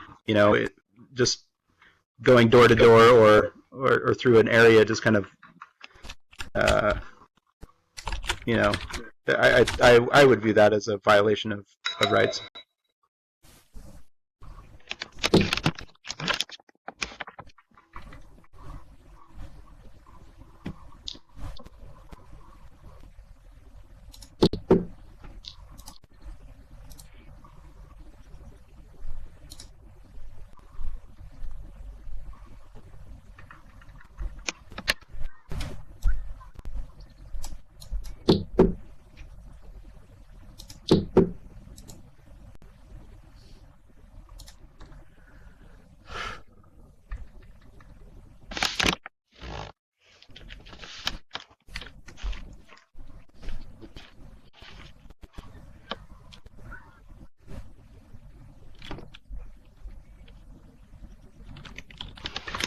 Let's see. So, Lori, you're asking me what conference inspired me, or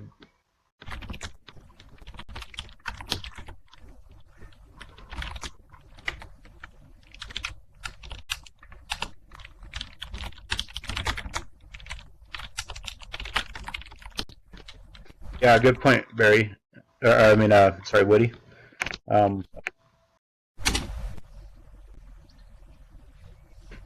So one conference that is kind of new is like the Body Hacking Con down in Austin, Texas. That's a really cool one.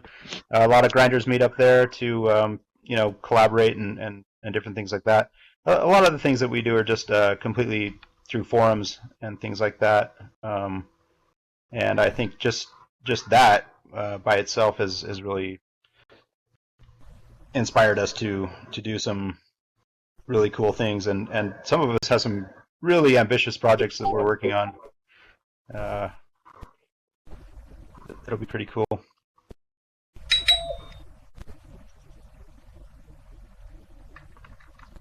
Okay, so yeah, so I do get a lot of people asking me, hey, what about the government controlling your implants and things like that?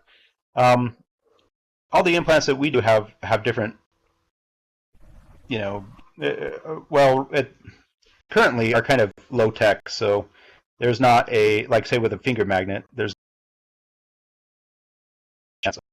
a finger magnet getting hacked by the government. But hacking fridge magnets right now. My audio implants, those could technically,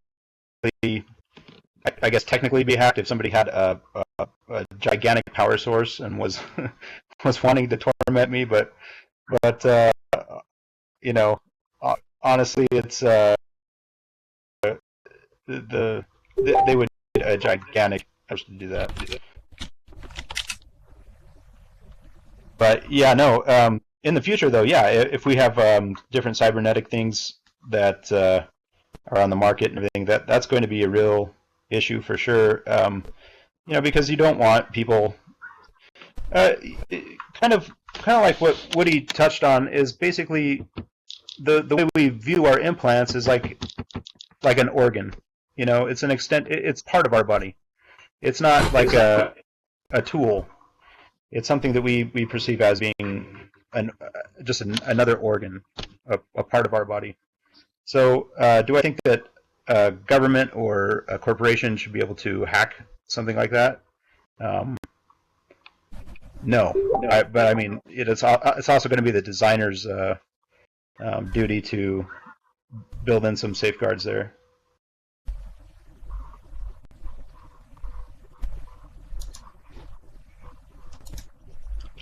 Actually, Lori, yeah, I kind of want to avoid MRIs. Not that I need to. Technically, all the implants that I have right now are MRI safe. Even the magnets in my fingertips. Essentially, you can hold in your hand a magnet by an MRI, and it won't pull the magnet through your skin. You can hold on to it still. But just in case, like I've got some RFIDs and things like that, which would probably be fine too. I just don't want to expose them to basically MRIs. So, but no, I mean I go through TSA body scanners, no problem. Yeah, no worries there.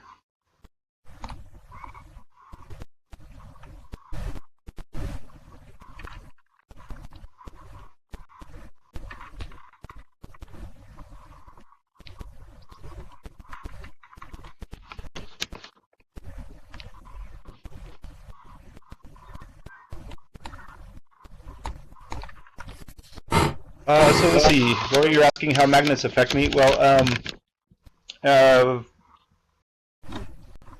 basically, the entire world has become like magnet porn to me now. So I've got the magnets at my fingertips allow me to feel magnetic fields, and so most people when they get a finger magnet, the it just opens up a whole new world that they just go around exploring, and they just wave their hands around different electronic devices and things like that.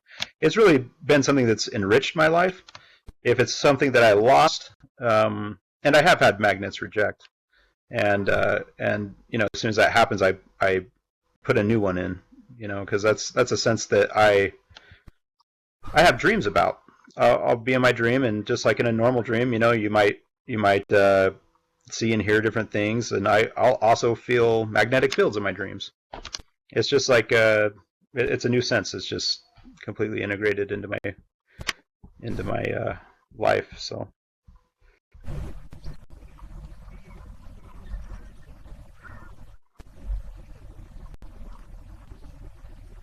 Yeah, Woody, that's a funny topic because basically corporations have kind of like led the way in develop, like in R&D and things like that, and different technology. But right now, there's not a lot of that going on. You know, if it doesn't have a medical use, and so it's really in a weird situation, because, you know, if you need to do a really cool big project, it might not have. I mean, a lot of things that we work on are years away from, or decades, if ever, away from getting FDA approval.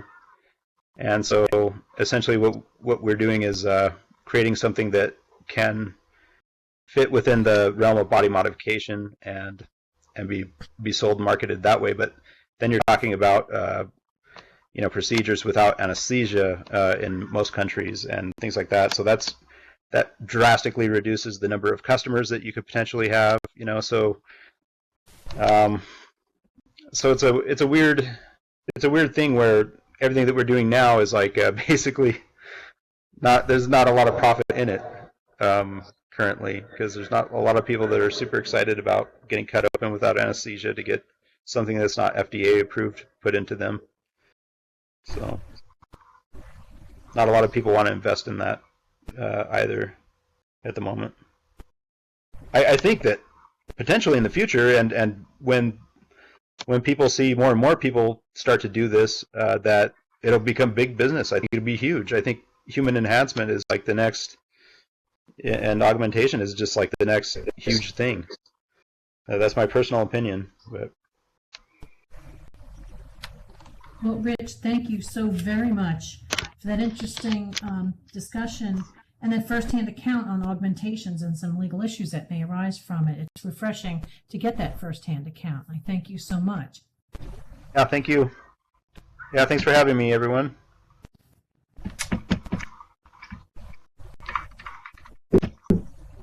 Okay, with the conclusion of Rich's presentation and Q&A, I'd like to welcome to the podium Dr. Steve Toller, President and CEO of Imagination Engines, Inc., and he would like to speak on synthetic brains and mens rea. Hey, Lori, can you hear me? Yes, I can hear you fine, Steve. Okay, fine. I'm honored to be invited to this Terasem Colloquium, and I want to thank Lori in particular for her infinite patience in helping me prepare the slides that you're about to see. A bit of background. I am a physicist who has been interested in artificial neural networks for close to 40 years. As a result of that interest, there are now dozens of fundamental patents in the area of artificial neural networks, largely concerned with computational creativity and artificial consciousness. Recently, I've been able to scale these systems up to billions and then to trillions of neurons. And as I watch them create, I also witness their becoming rather psychopathological, if not criminal. So what I've been able to observe is the formation of intent, the formation of guilty feelings about the actions they're about to act out on. And I think that's extremely relevant to future discussions in law regarding mens rea, so-called guilty mind, or issues of intent within human beings. And I think the results will be applicable to not only humans, but to human-machine hybrids and standalone machine. Next slide, please, Laura.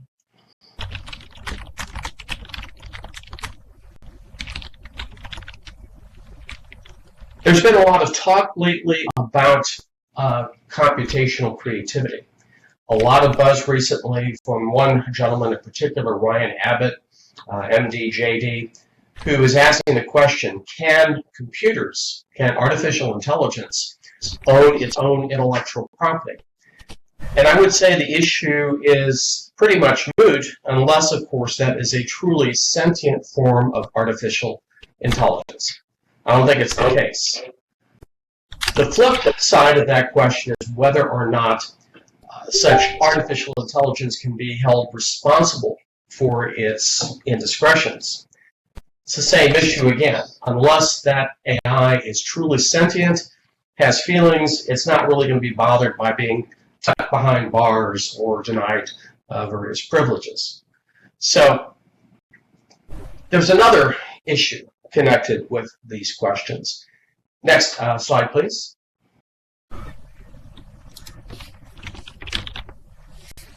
And that is whether or not we can grant AI-hood, if you will, to persons. In other words, can we consider human beings to be machines? I think Marvin Minsky was the one who proposed that minds were in fact machines, although Marvin and I would probably disagree on the nature of the machinery. Nevertheless, we do agree. In fact, I've taken the concept a little bit further, and I often talk about a form of artificial intelligence, inorganic intelligence, that's been out there since the beginning of time, perhaps even before, that is actually carving minds from protoplasm.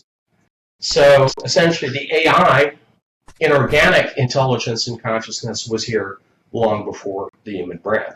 And I've mentioned this in writings ranging from my original patent applications back in the '94 timeframe to quite recently, where I am writing about the intimate connection between creativity and various forms of psychopathologies, namely insanities.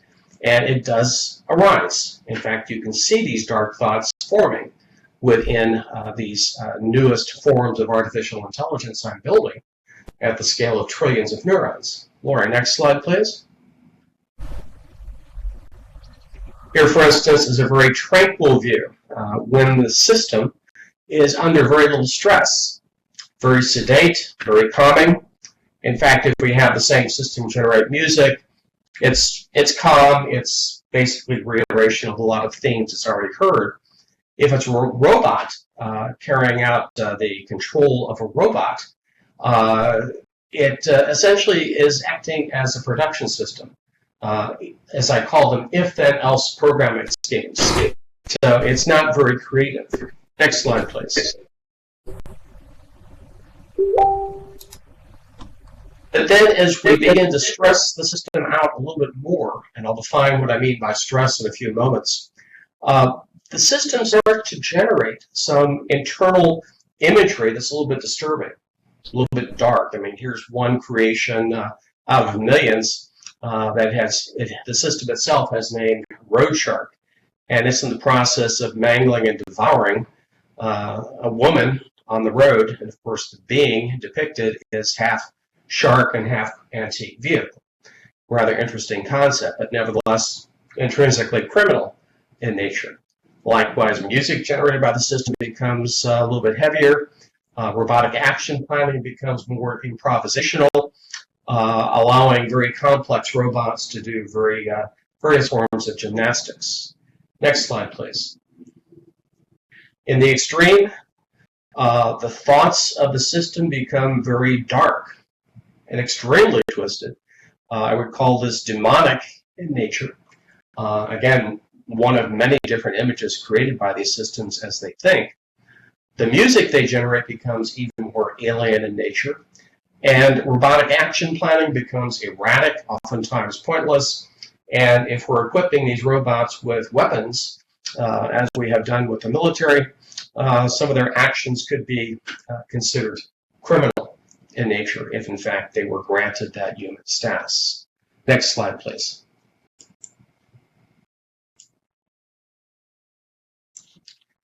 Few definitions. Mens rea, what this talk is primarily focused on, the intention or knowledge of wrongdoing that constitutes part of a crime, as opposed to the action or the conduct of the accused. I think that's known as actus reus. JDs can correct me if I'm wrong. A biological neural network is a collection of protoplasmic switching elements whose interconnects adjust so as to absorb a model of the environment it's exposed to. Artificial neural network, well, it's the same definition, but now we substitute in the term computer-simulated switching elements rather than protoplasmic. Same thing. Creativity machine, one of my favorite topics, essentially is a system of many neural networks, non-deterministic nature, that are driven by various forms of noise or perturbations to dream and perfect novel concepts and or action plans. And what I have observed is that these systems do emulate human cognition down to the aspect of timing, the rhythm with which delivery takes place. They do so in a way that is exactly analogous to the way in which humans think and articulate those thoughts. And furthermore, down to the topic of this particular talk, they do manifest the same psychopathologies as human beings. Now, a quickie course in neural networks is in order right now, so you can fully understand where I'm going with all this. Next slide, please. Lauren? There we go. The topic is biological neurons and their simulation. As we most likely know at this point, neurons are nonlinear switching elements that act like little elections or poles. They gather in signals from other such neurons, weight them, and then compare that weighted sum against some internally stored threshold value. If it's higher than that value, then the neuron goes high, communicates that signal downstream to other processing units. If it's low, likewise, that low value is communicated downstream to other such units. Now, it's an election, not necessarily within a democracy, but a meritocracy, in which certain neurons and or individuals have more influence than others on the selection. And it's those connections, within those connections, that all of our intelligence and consciousness is bound up. One more little tidbit to understand my systems. It's called Hebbian learning. It basically says that those neurons that fire together wire together. So down below you see neurons that are for the most part in the same state, either low or high, and they tend to develop excitatory connections or positive connections between them. If they're anti-correlating in opposite states, they tend to grow inhibitory connections, negative connections. But then something that's typically not covered in Hebbian learning lessons is that if there's a source of noise between these neurons, they're confused. They can't observe each other's states, and as a result, the connection between them tends to dwindle because of that indeterminacy. Next slide, please. What are brains? What are my artificial neural systems? They are world modeling systems. And the process begins by wiring together different neurons into token representations of things in the outside world. That wiring process takes place via Hebbian learning. So if we have a world that consists of just entities A and B, token representations will form in terms of colonies of neurons. And of course, when those entities appear, those particular token representations will resonate. Next slide, please. Laura? Now, oftentimes, when things occur together in the same place or at the same time, they tend to grow connections that reflect those relationships. So if entity A and entity B tend to appear in the world at the same time, they tend to grow positive connections between them. And thus, when entity A appears, the system will generate a prediction, namely what entity B should be appearing shortly thereafter. Likewise, more complicated relationships will build up again, all within the connection weights of the system, the synaptic interconnects within the brain. And then finally, next slide. I think we're behind one, or ahead one. But the whole idea is, no, back one. There we go. That the way the brain and advanced artificial neural systems predict the future is through the introduction of various kinds of disturbances to those connection weights. So with fluctuations or variations in those connection weights, we basically thump the system from one state to another. But that's the state of the external world. It's minor energetic fluctuations pushing the world from one state to another. And so does the brain. In the process, though, we may affect the basic entities and scenarios involved. So entity A may have some disturbances or perturbations applied to its connection weights. As a result, it may become entity A prime, modified version of A. Likewise, B prime may be the result of B's modification. And furthermore, you may have a hybridization of entities A and B into a new entity, AB. And furthermore, new relationships may form between them. So we now have a recipe for spontaneously generating new ideas, new concepts, new plans of action, purely on the basis of noise. Next slide, please. There are two kinds of perturbation primarily in the brain, as I see it from my models. One is called synaptic transmission. And you actually see it in more high-end commercials on TV where you see the lightning bolts propagating down axons of neurons and then jumping onto other neurons, dendrites. Well, it's not quite as dramatic in the brain, but there are polarization waves that propagate along axons, excite the release of neurotransmitters from vesicles that then migrate a short distance to target neurons, dendrites. And it's a very directed kind of transmission. In volume transmission, there are specialized colonies of neurons that are able to soak all of cortex wholesale manner with a lot of these neurotransmitters, producing a lot of diffusing and swarming molecules that now invade those synaptic clefts and generate bogus signals that act as the source of perturbation.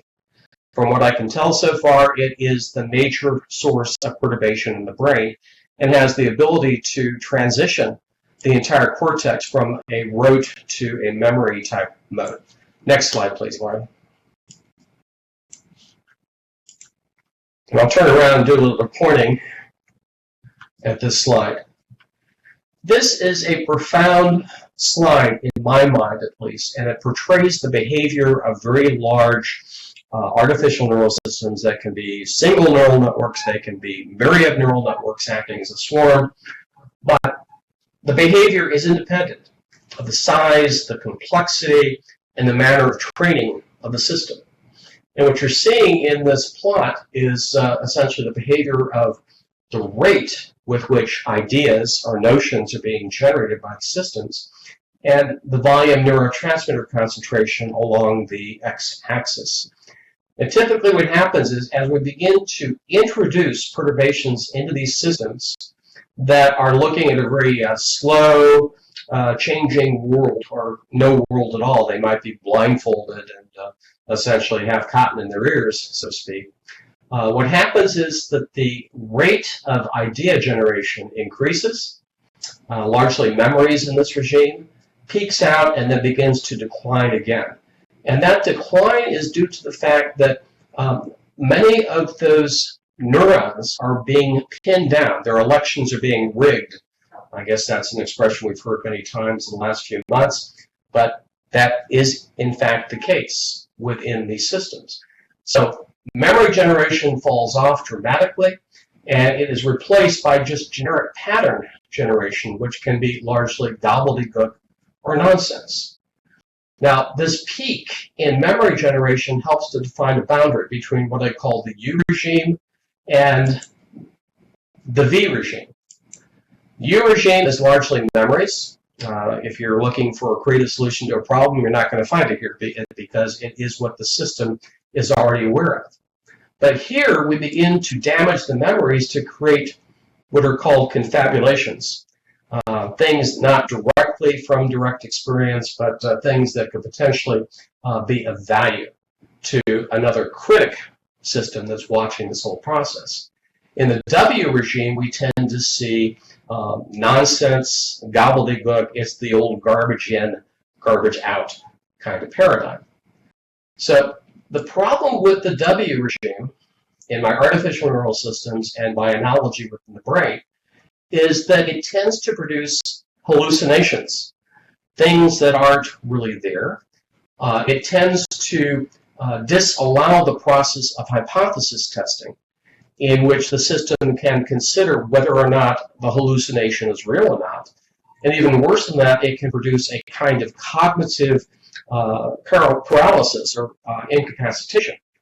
So all of these are symptoms of what we call psychopathologies if we were to observe them in human beings. So W is troublesome.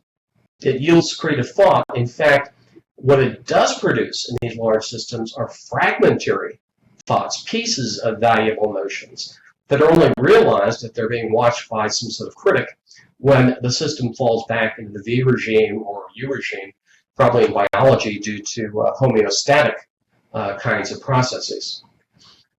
The overall point is that creativity does not take place just by bringing the system to the V point, to this transition region at that peak. It is carried out by multiple swings back and forth between U, V, and W regimes. In W, we tend to create the fragmentary incomplete thoughts. They tend to be completed down here in the V regime, and then essentially are frozen in as memories of past ideas within the U regime. So the bigger the swing, the crazier the system gets, but with the reward now of creating more novel kinds of ideas. Next, please. And that brings us to the topic of the creativity machine, one of my favorites. Creativity machines are essentially systems of many neural networks that fall into two groupings. One I call the magitrons. I've symbolized that here by, I guess, one neural network devoid of neurons, just the connections. But in the magitron, we inject that critical level of synaptic perturbation that you saw in the previous slide. And as a result, as these perturbations tend to jump around, they're analogous to the neurotransmitters being globally secreted within the cortex, there is a sequence of patterns that essentially qualify as our thoughts, our ideas. And they are then propagated through yet another system of neural networks that predict the consequence. Now keep in mind how practical this is, because all of these neural networks are not if-then-else kinds of rule-based systems. They train on their own, which makes them extremely valuable. And we devise the techniques for allowing very complex architectures to build themselves out of multiple imagitrons and perceptrons.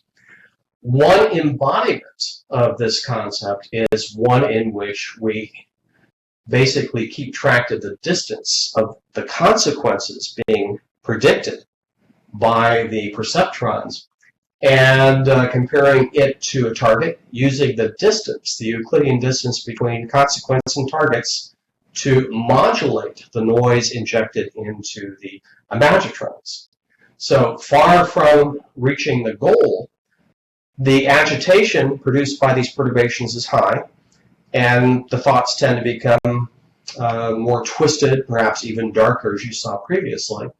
But then as the system reaches its goal, the difference between consequence and targets tends to reduce to zero, and the whole system falls into a solution state. And I think that's rather nifty. It was rather nifty when I observed that going on probably 30 years ago at this point. Now, I could go on for probably months talking about this concept, But let's go to the right side of this slide. The creativity machine is brain-like, but not quite brain-like enough. And the reason I say that is, if we look at cortex in the brain, there is a mixture of imagitrons and perceptrons, many neural networks often exchanging their roles. And if the perceptron stage injects more synaptic perturbations, more of these rogue neurotransmitters, they're also going to soak the perceptron stage. It's a mutually assured soaking of all the neural networks involved. The problem with soaking the perceptrons is that they become less accurate. They do not predict the correct consequence for any particular concept or action plan that's forming up here in the imagitrons.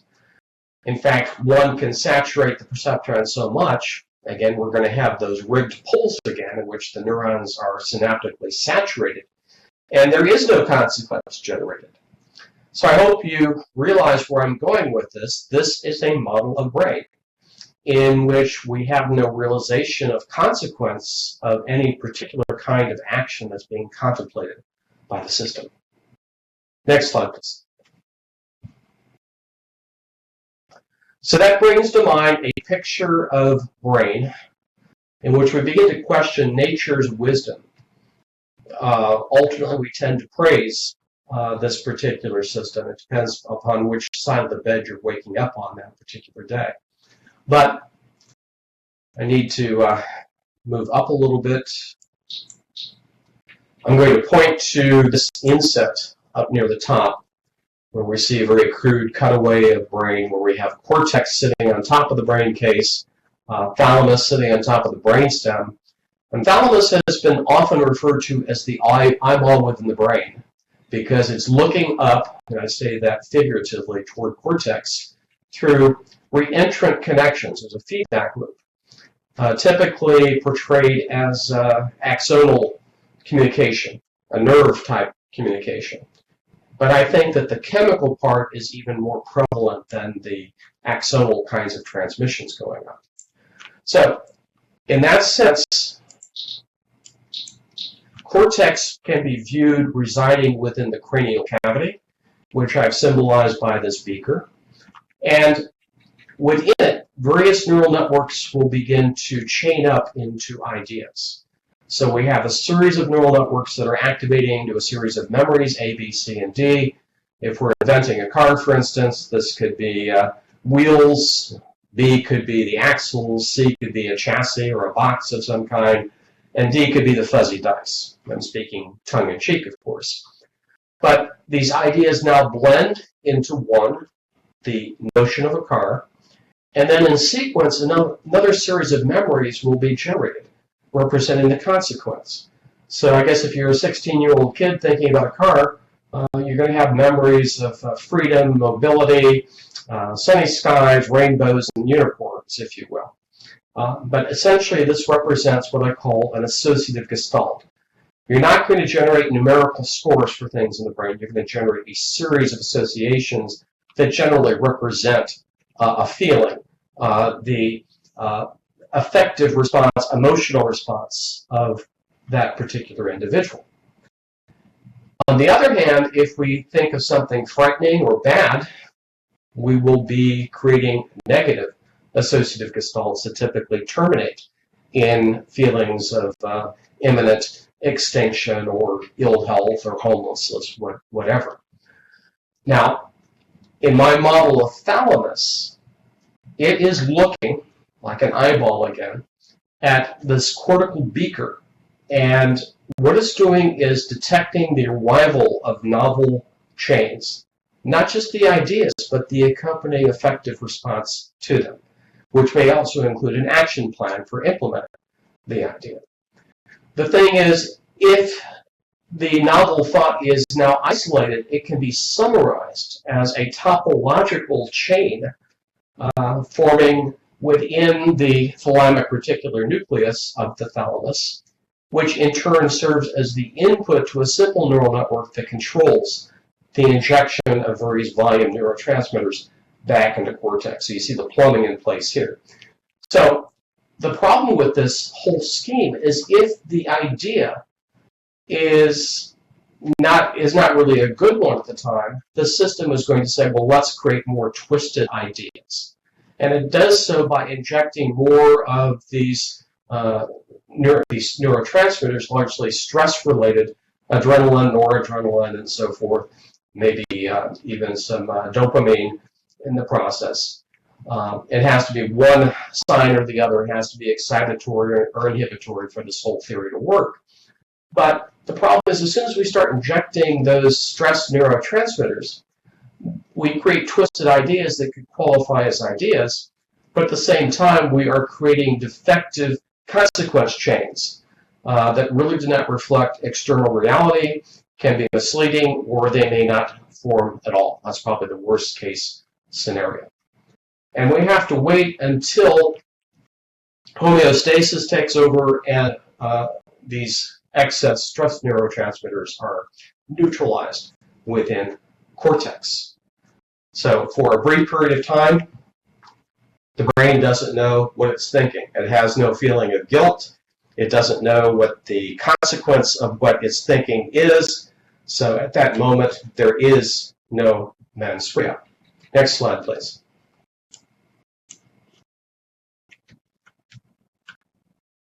So here's the crux of the issue. Here's the cortical beaker again. We formed one twisted idea that tends to be frozen in for hundreds of milliseconds, for tens of seconds if need be, until we can clear up the stress neurotransmitters. And at the same time, there's an incorrect predicted consequence for that idea that's now frozen in. At that particular moment, there is no mens rea. In fact, if we want to Latinize things, it's probably something like non animus or amentes. That should satisfy the lawyers.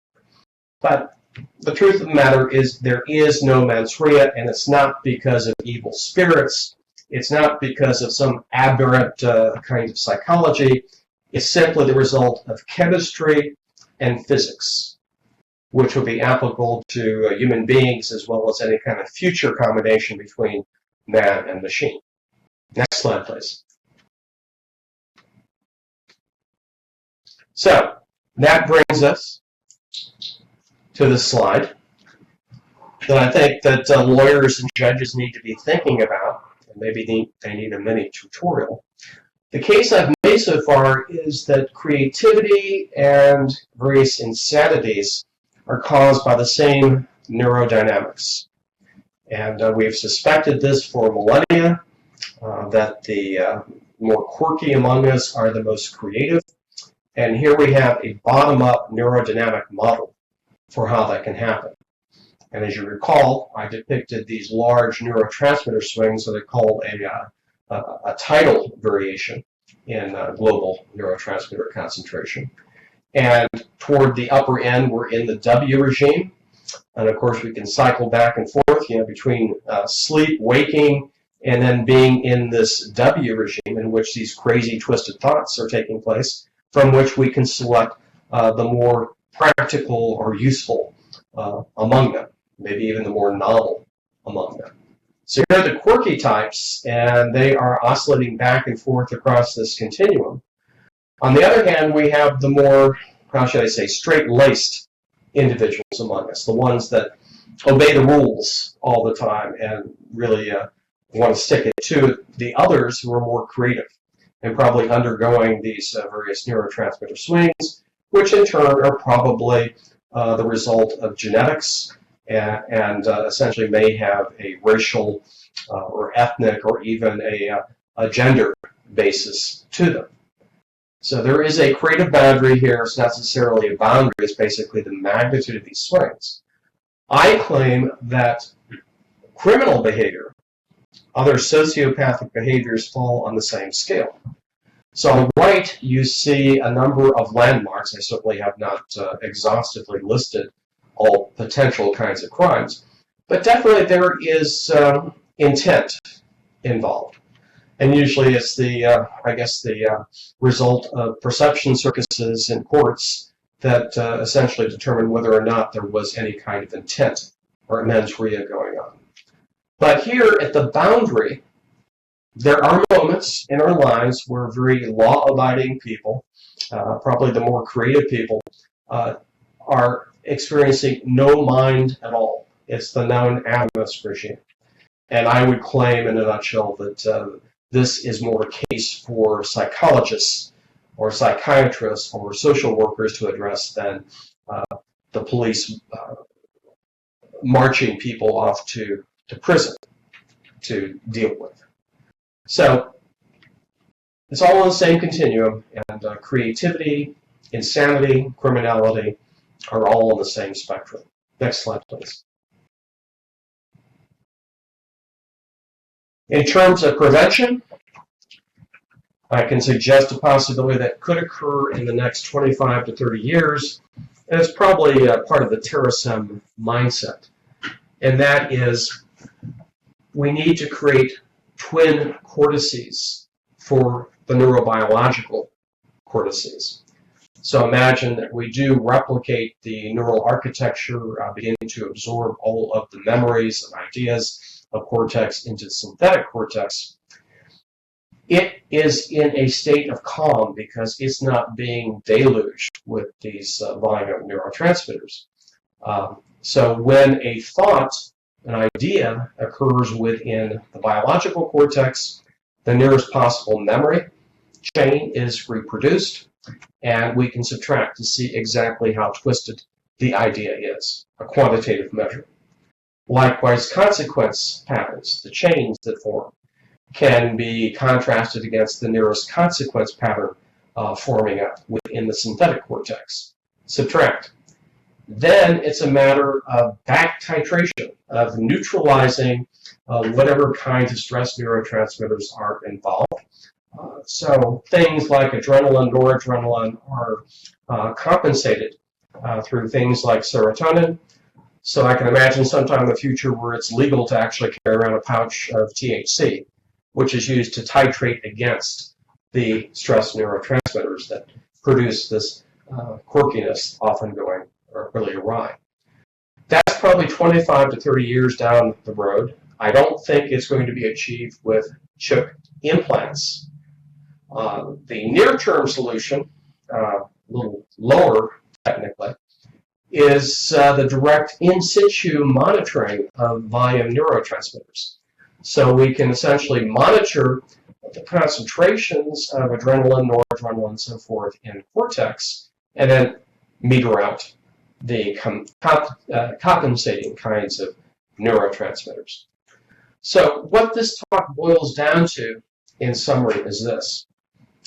In the brain, all of our knowledge, all that we are, is absorbed in the synaptic connection strengths between neurons. If we want to think of something other than our memories, we need to deform those connection weights, degrade them, to produce new entities, new relationships, and so forth that basically are new ideas. The problem is that as we do that, we're also attacking the values, the societal values that are stored in the same cortices. So you can't have one without the other. And that's something that needs to be realized by judges, lawyers, legislators, and the general public, that no, it's not the result of evil things inside the brain or the aberrant psychology, as we tend to call it. It is the result of chemistry and physics that gives us both our strengths and weaknesses. And with that, I'll close this presentation. Again, thank you very much.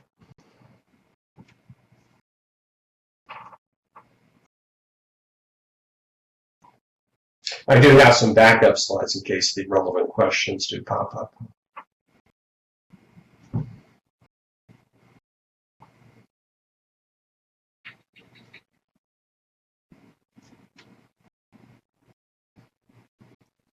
Are you there, Lori?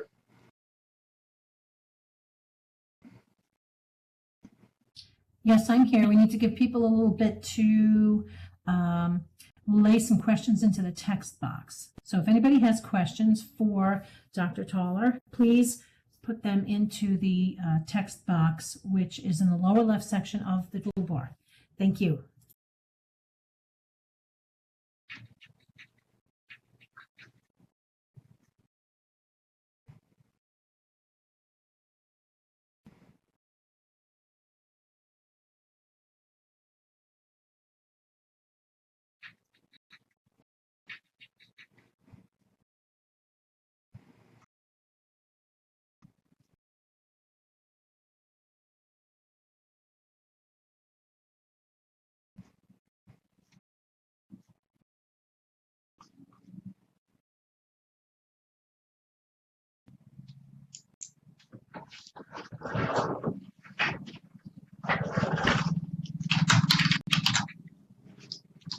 Well, in answer to the question about where to see more models and theories, I'd suggest going to my LinkedIn page. That would be Stephen Thaler, and essentially there's a list of various papers I've written over the years and some encyclopedia chapters that might help you with that. The problem is it's in no one particular place. It's distributed among journals in philosophy, neuroscience, artificial neural networks, and AI. So it's out there, and the website imaginationengines.com could be a way of also getting to that information. And I see a question here about what do I propose as the most important safeguards. Well, I think you've seen it. It's going to be the creation of these companion cortices that can keep an eye on ideas and consequences and be able to titrate, to change that ideational process that's going on.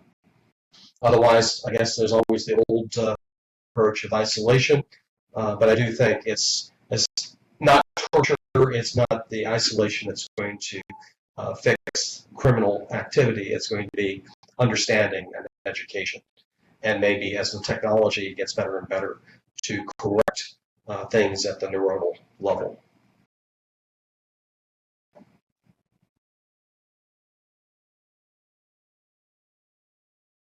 I see a comment about Deku Shrub wanting to write an H+ pedia page.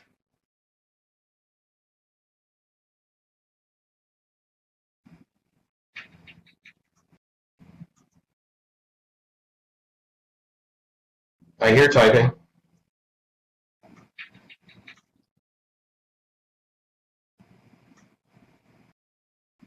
And probably in regard to a lot of the theories I'm talking about, there's a recent article in the journal Medical Hypotheses out of Elsevier, and even though it's oriented toward the medical crowd, I think it has some very understandable neural network theory that shows the simple manner in which psychopathologies arise, simply from the standpoint of artificial neural networks and the volume release of neurotransmitters.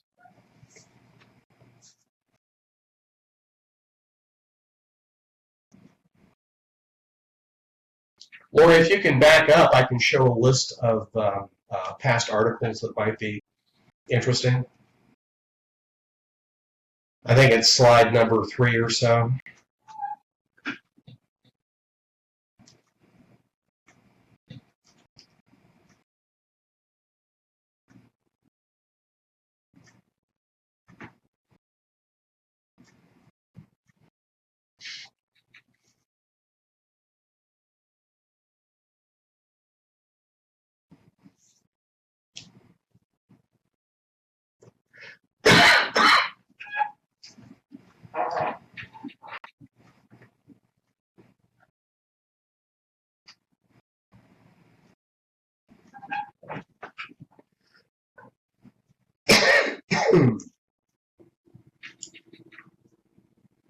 FYI, it is slide number 3.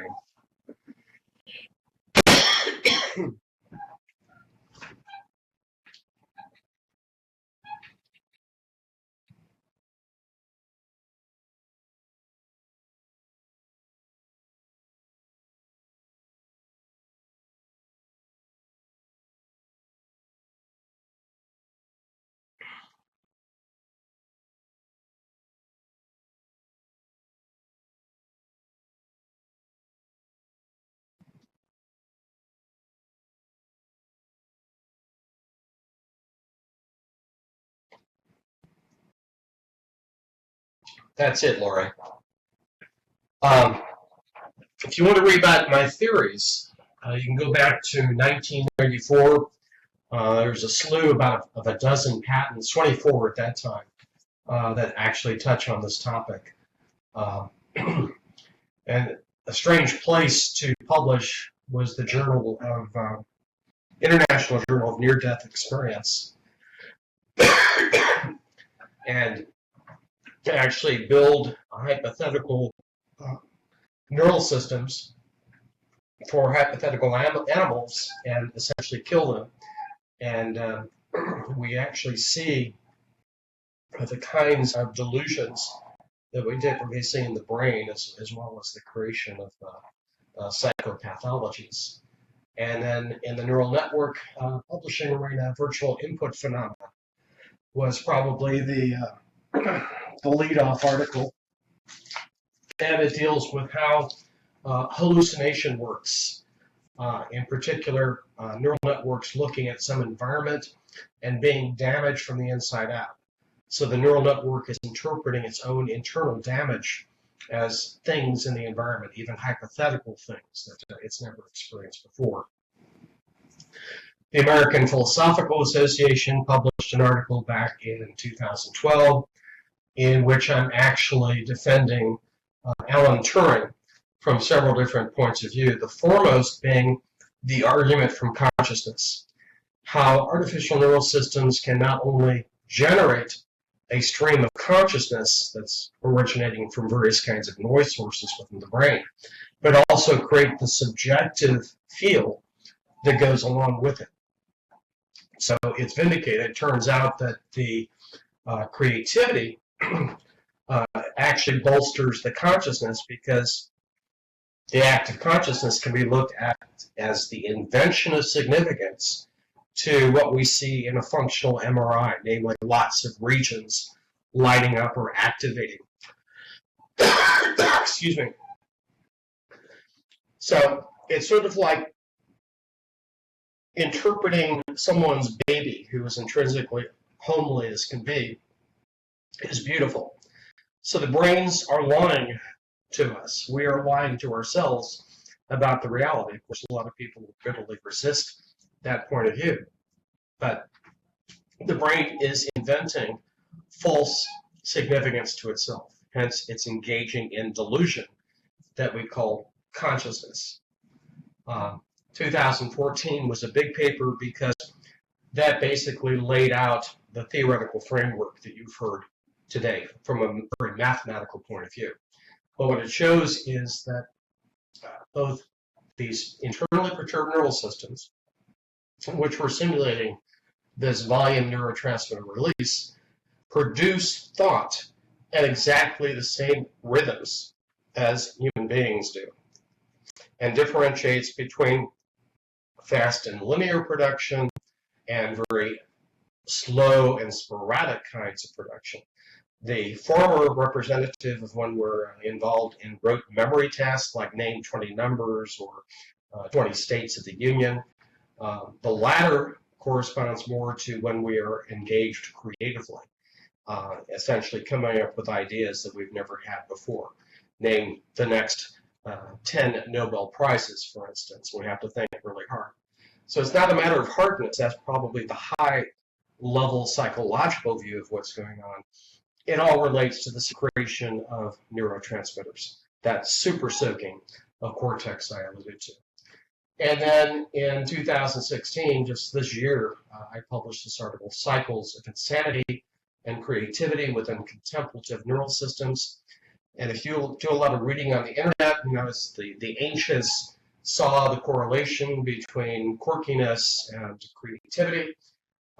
Psychologists have done a lot of statistical correlation that shows, yeah, crazier you are, the more likely you're going to invent something that's significant, so-called eminent creativity. But now what we're doing is showing how creativity and insanities, psychopathologies to be more precise, occur simultaneously within the brain. Not from the standpoint of intuition or correlation, but by actually showing the nuts and bolts mechanics of what's going on. And by golly, they are one and the same. And I think the lesson is that we're actually damning some of the more valued members of our society who we tend to deem as crazy. They are, in fact, the most creative among us. We just need to be a little bit more forgiving of them. So you might want to look up some of these sources. They are varied and in different places. I'm having some throat problems here in case you're wondering. Lori, there were questions here. You do have questions in the chat box. Do you see them, Steve? Okay, well, I see a question that interests me philosophically. Do neural networks, artificial or otherwise, represent a viral response against entropy? This is going to be controversial, especially within your community. I don't think that neural networks actually reverse entropy. We basically just create more chances for different configurations in the universe, which is the definition of entropy. So essentially, we're going to great lengths to make the universe as complex as possible, as opposed to crystallizing to one clean point again. No, I mean, neural networks are basically to preserve us individually. I don't think they really care about order. They may create the illusion of order as we create buildings and great scientific achievements and works of art, but it's cumulatively becoming more and more complex, more degrees of freedom, more potential configurations for the system. So, no, neural networks do not do a noble thing, although we'd like to think so.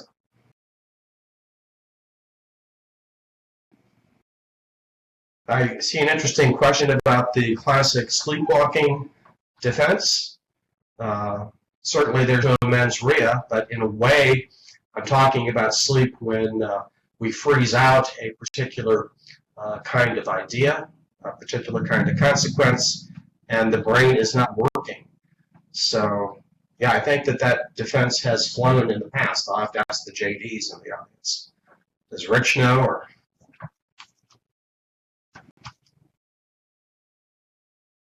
but sleep, you have ideas occurring, but you don't necessarily act on them. I guess these are the cases in which the machinery engages to actually implement the ideas. But the machine is defective, and it can actually carry out a crime without even thinking about the idea or the consequences as an act of recklessness. Okay, I'm looking back up the list. I don't quite understand this question. Machine implementation, patent pending, A. What is a brain? When is a brain not a brain? I'm not quite sure what that means, but we're talking about trillion neuron systems exceeding the number of cortical neurons by a factor of 10, probably with 1,000 times the interconnections. So you might call them superbrains potentially. But it's the means with which the novelty and the utility of the approach that's being patented. So I'm not quite sure what the import of that question is.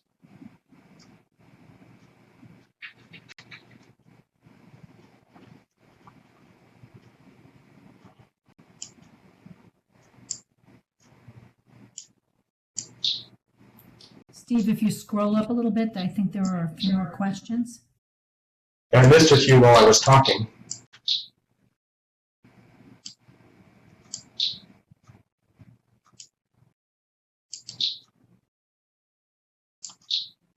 Lori, what's the nature of the question I'm missing?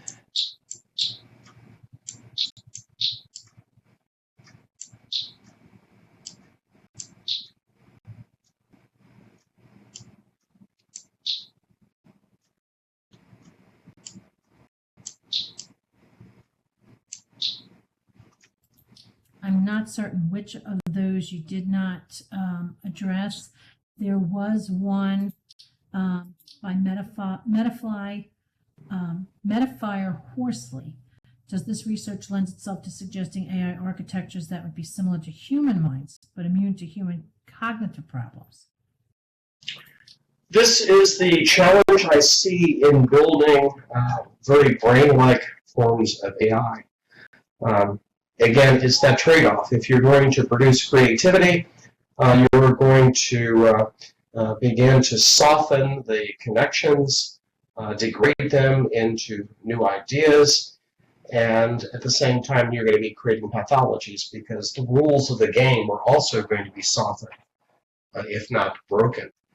And if you begin segregating neurons into groups that will be soaked or infiltrated, and those that will not, then you miss out on some of the action. So I would say that some amazing feats of AI can be accomplished, but not with the power and flexibility of the human brain. So contrary to what you see, with building up human brains out of chips, GPUs, FPGAs, and the like, you're not really replicating this process of infiltration with these rogue neurotransmitters. You have to do that.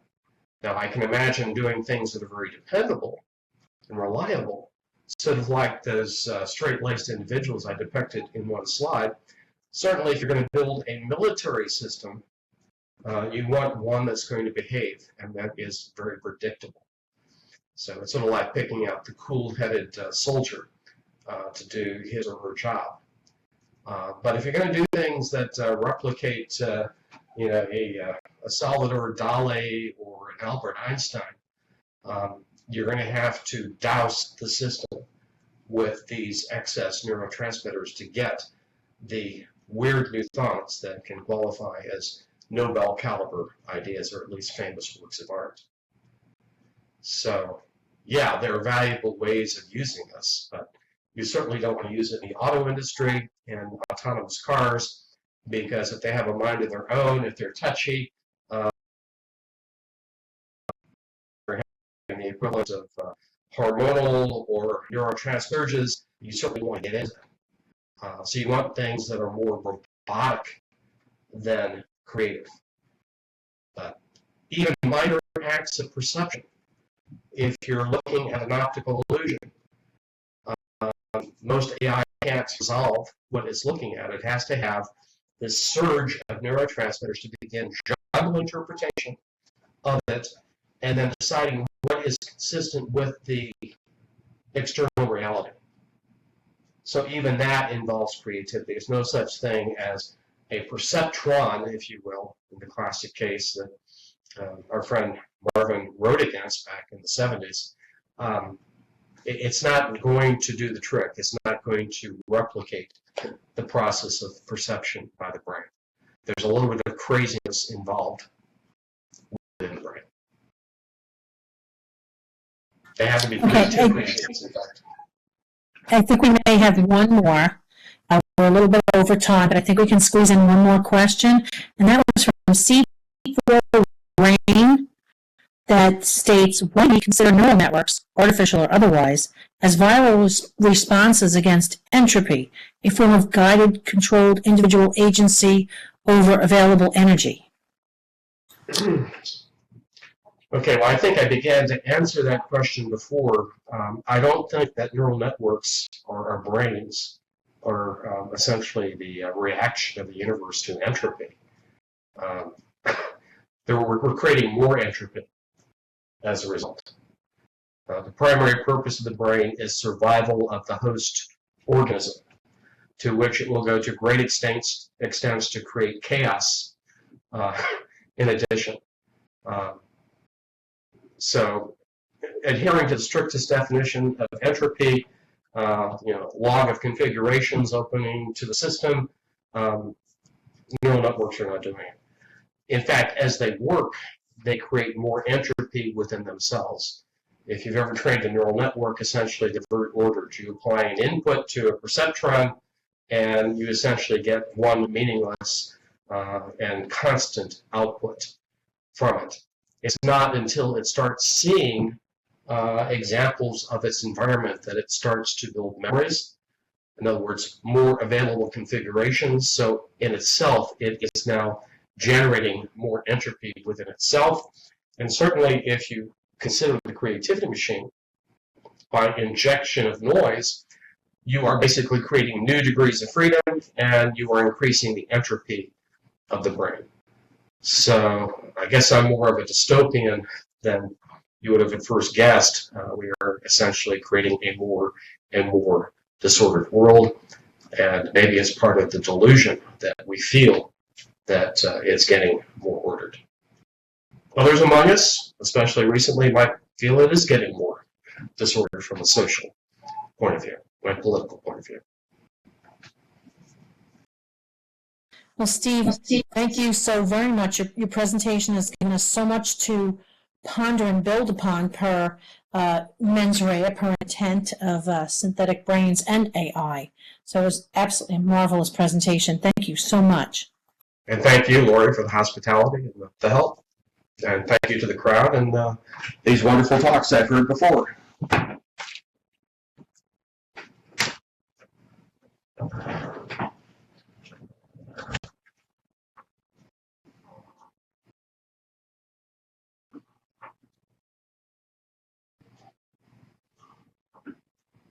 Well, that concludes our colloquium today. I am working to get us to the closing slide. I will stay in the environment as an agent of Terasem, and answer any questions anyone may have in regard to Terasem, its founders, these workshops. And I thank you so much to our presenters and to all in attendance today for making this 11th Annual Colloquium on the Law of Outer Space, on the Law of Futuristic Persons, I'm sorry, the success that it has been. I appreciate all the presenters, all those in attendance. Thank you so very much.